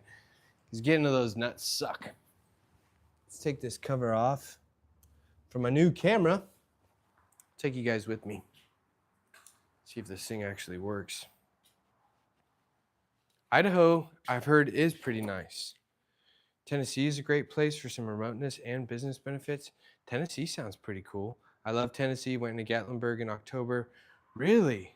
I have never been to Tennessee before, so I'm gonna need to put that on the radar. I've been exploring the Pacific Northwest this year. I'd never really seen Oregon and Washington too much, so I've done a trip up to Oregon, up the coast. I did a trip up to Washington, explored the Washington coast. I really love it. Curious about different climates though. Really haven't explored the East Coast or the South at all, so really looking forward to doing some exploring out there, see if there's any place I like. Because I'm gonna move to a different state, but I don't know what state yet. All right, reverse. Ooh, okay. It needs to go up a little bit, but at least it works.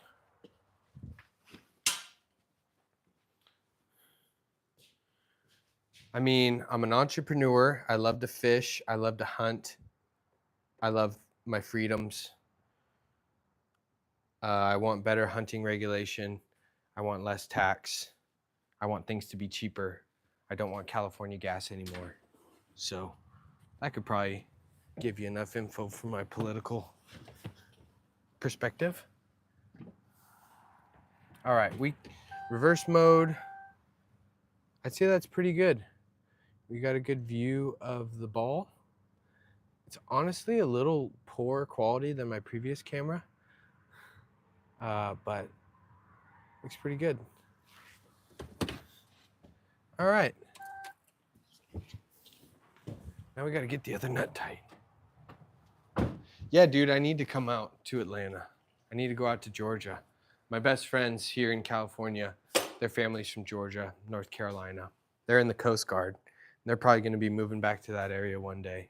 But I'm open, you know. I want somewhere remote-ish. I want to be on the outskirts of a major city center, small to medium major city center, so I can still get a couple acres and have a cheaper cost of living and be able to have some animals, but still be able to drive 20 minutes into town for date night and to take people out to dinner and for good food, because I'm a huge foodie and I love having a lot of different food options. And so that's really important to me. Food, freedom, some beautiful outdoors, some good hunting. Good fishing is a plus. I love to be by a body of water. That's pretty important to me. Never been to St. Louis, haven't heard much about it. I'm pretty curious. All right. Because I got my chickens, but I want to build on that. I'd like to try having some pigs and maybe some goats, or maybe raise some sheep. I think I'm going to do meat chickens this year and raise them and harvest them in the springtime so I can have some good homegrown chicken year round. I was pretty excited about that. All right, one more to go, guys. Come on. Oh, that's a terrible angle there. I just got shit in my eyes. Perfect. Nothing like a little bit of rust in the eyeball. That's how we get our iron.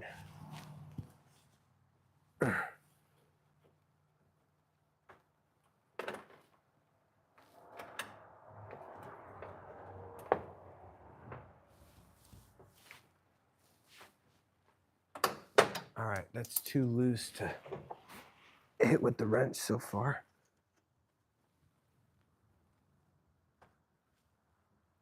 Try to spin it tight.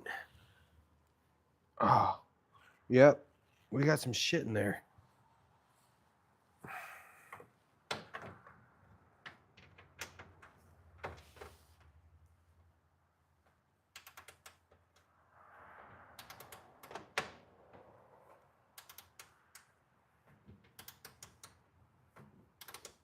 It's gonna take a minute.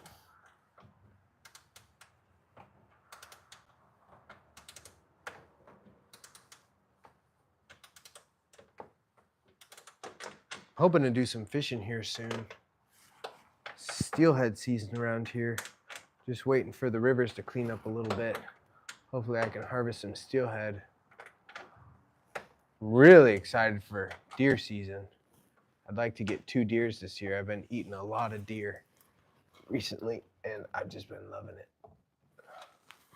Oh, that's why. It's the cable system for the spare tires in the way.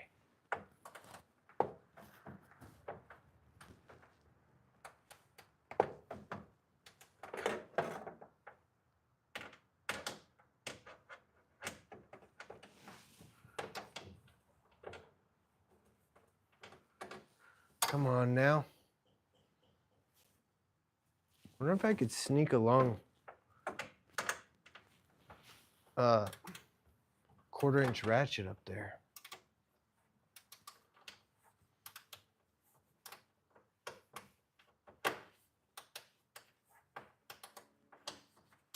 I'm just getting a couple clicks at a time.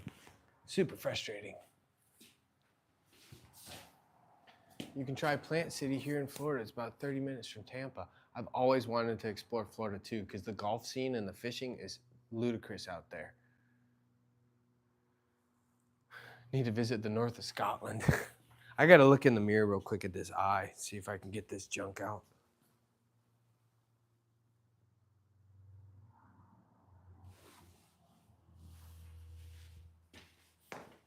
Oh, I could use the camera.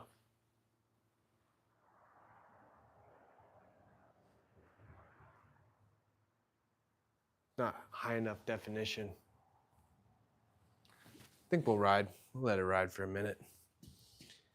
Oh, she's almost tight.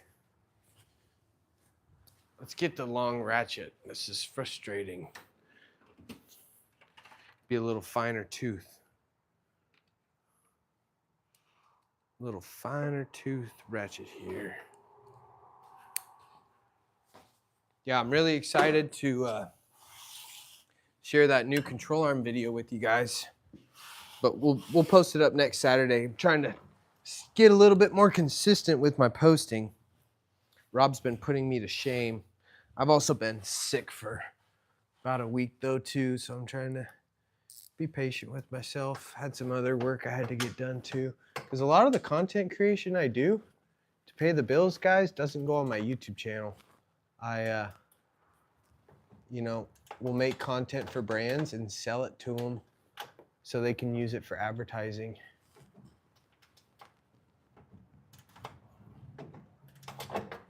So YouTube doesn't make that much money, only making a couple $100 a month from the channel.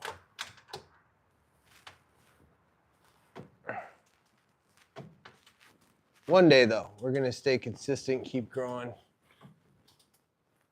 and we'll get a little more comfortable. Just gotta stick with it, can't quit. That's what everybody would say, all firefighters, when you're testing, try to get into a fire department. Probably not gonna get hired the first time you apply, probably not gonna get hired the second, maybe the fifth, maybe in the 10th. But the only people that don't make it are the people that stop trying. If you stop applying, you'll never get hired. But if you just keep applying, eventually you'll find the right department to pick you up. But now they need people more than ever. See fire departments hiring all over the country, all over the state. I see it on my Instagram because I still subscribe to a couple of them. And they need good people. We all need good people. We all need good employees and good workers everywhere. I feel like we're in a little bit of a drought. Good, strong, hard workers. People that still want to earn a hard-earned paycheck. Okay. Nailed it. Nailed it, nailed it. That looks pretty good. Nice little, don't mind all that mess. Show us his brown eye. No, that's, you need to go to my OnlyFans for that. This is YouTube, not TikTok. About to do those control arms on my 128 plus a wheel stud conversion. Right on. If you're using wheel spacers, be cautious. Sometimes they take wheel bearings out a little sooner. I have done the wheel stud conversions. Make sure you torque them. Use a nice torque wrench and follow the specs that they give you for the torque processes.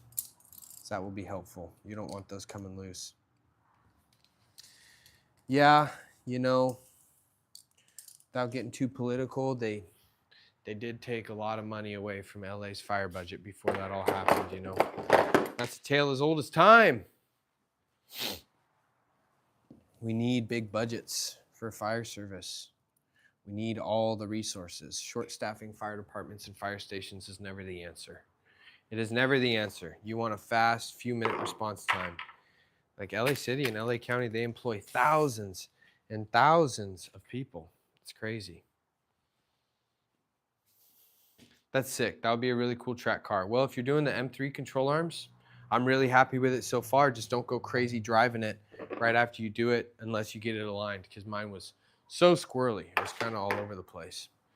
All right, so I think for the last thing, how much battery I got? We got 11%. Let's pull the truck out, flip it around, point it at the garage doors, and see if we can aim these headlights. I'm just gonna start with all the way down, and then we'll go from there. I think all the way down will be good.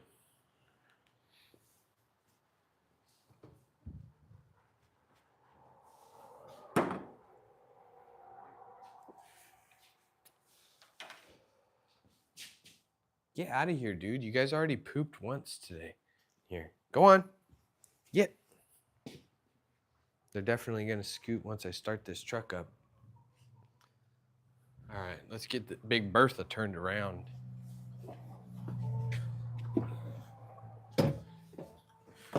Hui. I should probably bring my keys, huh? That might be important. You might need those.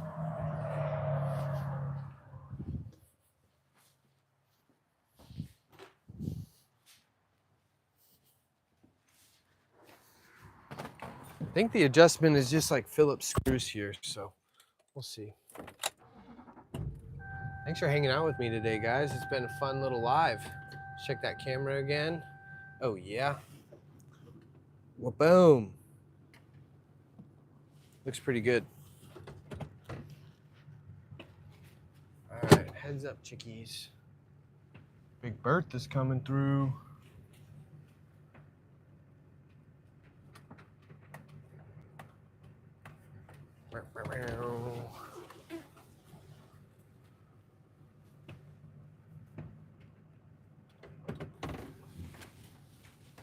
Dang, dude, these dudes are big. Move, chickens! About to run them over, dude.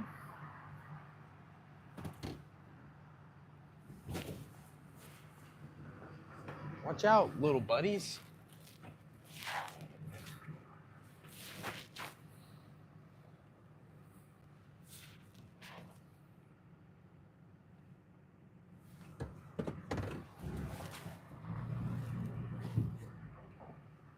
Nice. It's a successful day. We put in new headlight assemblies, got that all dialed in, all 4 of them. Put in new taillights yesterday. We fixed my hood release with the new lever that broke. We put in a new license plate camera, and we put in a bitchin' new 3rd brake light. All right, so what we'll do, we'll pull back a little bit here. Yeah, I mean, I'm gonna show you perspective of my truck from outside because thanks, Hustle Me. I appreciate it, man. Appreciate the support. It's fun. I want to try to get on here on live with you guys more often. Maybe do little Sunday hangouts right after I post. Ooh, look at this. I rolled in some doggy doo-doo and put it all over the place. Good thing she's not going back in the garage today. All right, hood's already up. And you see it's got a pretty substantial lift. This is a CST suspension, 6 to 8 inch subframe drop lift with torsion bars. And so she sits pretty high. It's got a little bit higher in the front end. So yeah, it always feels good. I love fixing my own stuff. It's what I live for. I've always, even as a kid, I really enjoyed taking things apart, putting them back together, figuring out how they work, especially when I get to fix stuff, dude. When my girlfriend asks me to fix things for her and I get to do it, and it's like easy, no problem, and I just get to, you know, be stoked on that. It's such a good feeling. She is a beast. I gotta make sure I don't step in any of this doggy doo-doo, man. Oh, I need some fresh gravel so I can find the poops. Weeds are growing all up through my gravel in my backyard, and I don't know how to mitigate it. I can't keep up with all the weeds coming through. It's just simply impossible. All right. So what we're gonna do here is, let me get my camera, my tripod.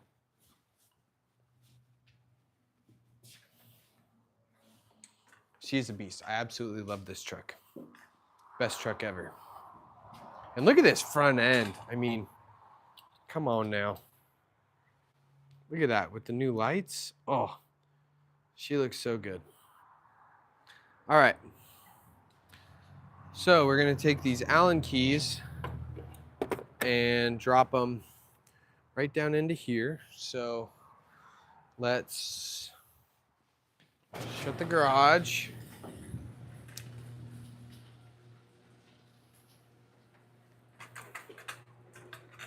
You guys asked about headlight leveling. Well, here we go. Now they make really fancy machines for all this too, but I just do it up against the garage door. Maybe that'll work. All right, let's go ignition on, turn our headlights on. Not a bad pattern so far.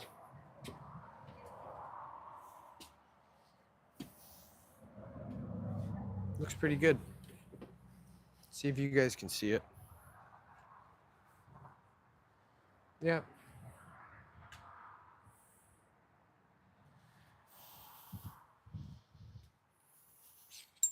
So I'm just going to take this Allen key, find the one that corresponds with this adjustment slot.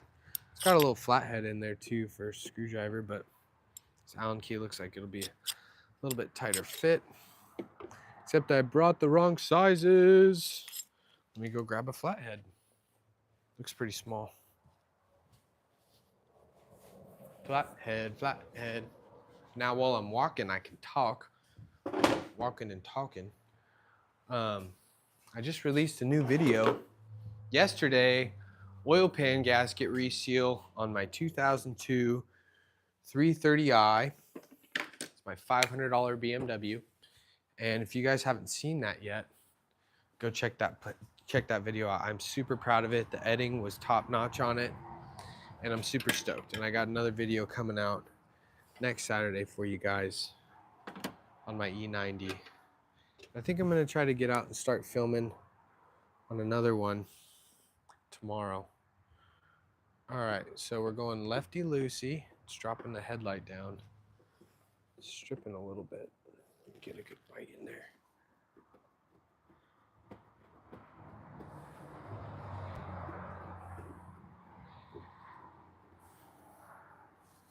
We can go pretty far down. Probably just gonna max this screw, to be honest, because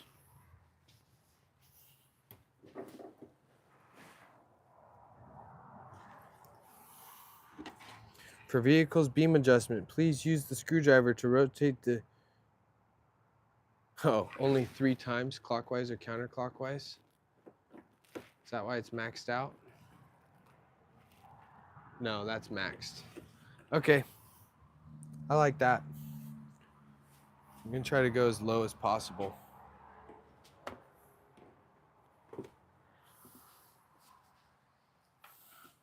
Please rotate it gently. Ha! No, not today. It's hard to get a really good pattern with LED lights and halogen housings, you know, because they're just reflector housings. Projectors are the best. BMW does the best job with factory headlights being really bright and just great visibility. Like, that's one thing they just do an absolutely stellar job at.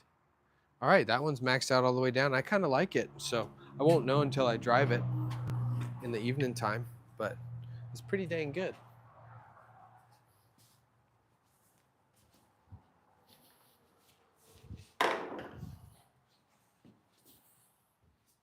Hold on, guys. Stay there. I'm grabbing a rod to depress the brake pedal because I'm going to do a little walk around of what we did today before I sign off, because my girlfriend's in the jacuzzi and I'm going to go jump in myself and then figure out some din-dins. So, hey.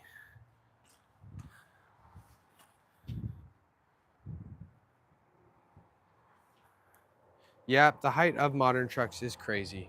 This truck is a beast, but at least I'm a safe driver, so. All right, so I got this little push rod. This thing is great. I take it, push it against there, turn on my cargo light, shut the door,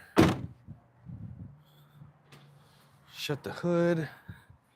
Let's take a look at everything we did today. Bitchin' new headlight assemblies. Same old lights. Looking pretty dang good. Same over here, brand new assemblies. We also put a new hood release in it. Right here. This broke, but I got a replacement for 10 bucks. Slap that sucker in there. Taillights. Just refresh those housings too. 20 bucks for a pair of taillights, 30 bucks for all the headlight assemblies, 30 bucks for this new third brake light in the rear. And that thing looks pretty slick too. We'll see if the LEDs are decent at nighttime, but all in all, really, really happy with the progress we made today. And I fixed a water leak over in the cab, but license plate lights are good. We are bitching. We are looking good. Let's see. No, I kind of like the third brake light. The smoked is actually a nice touch, so I think we'll stick with it. I purchased the headlights off of Amazon, purchased the brake lights off of eBay, purchased the hood release lever off of eBay, everything Amazon and eBay. eBay had a lot of really good options. Auto, keys out. So yeah. Oh, the cat eyes are the best, Mikey. They're such good looking trucks. They're beautiful. All right, guys. Well, I'm going to go hop in the tub. Phone's about to die anyways.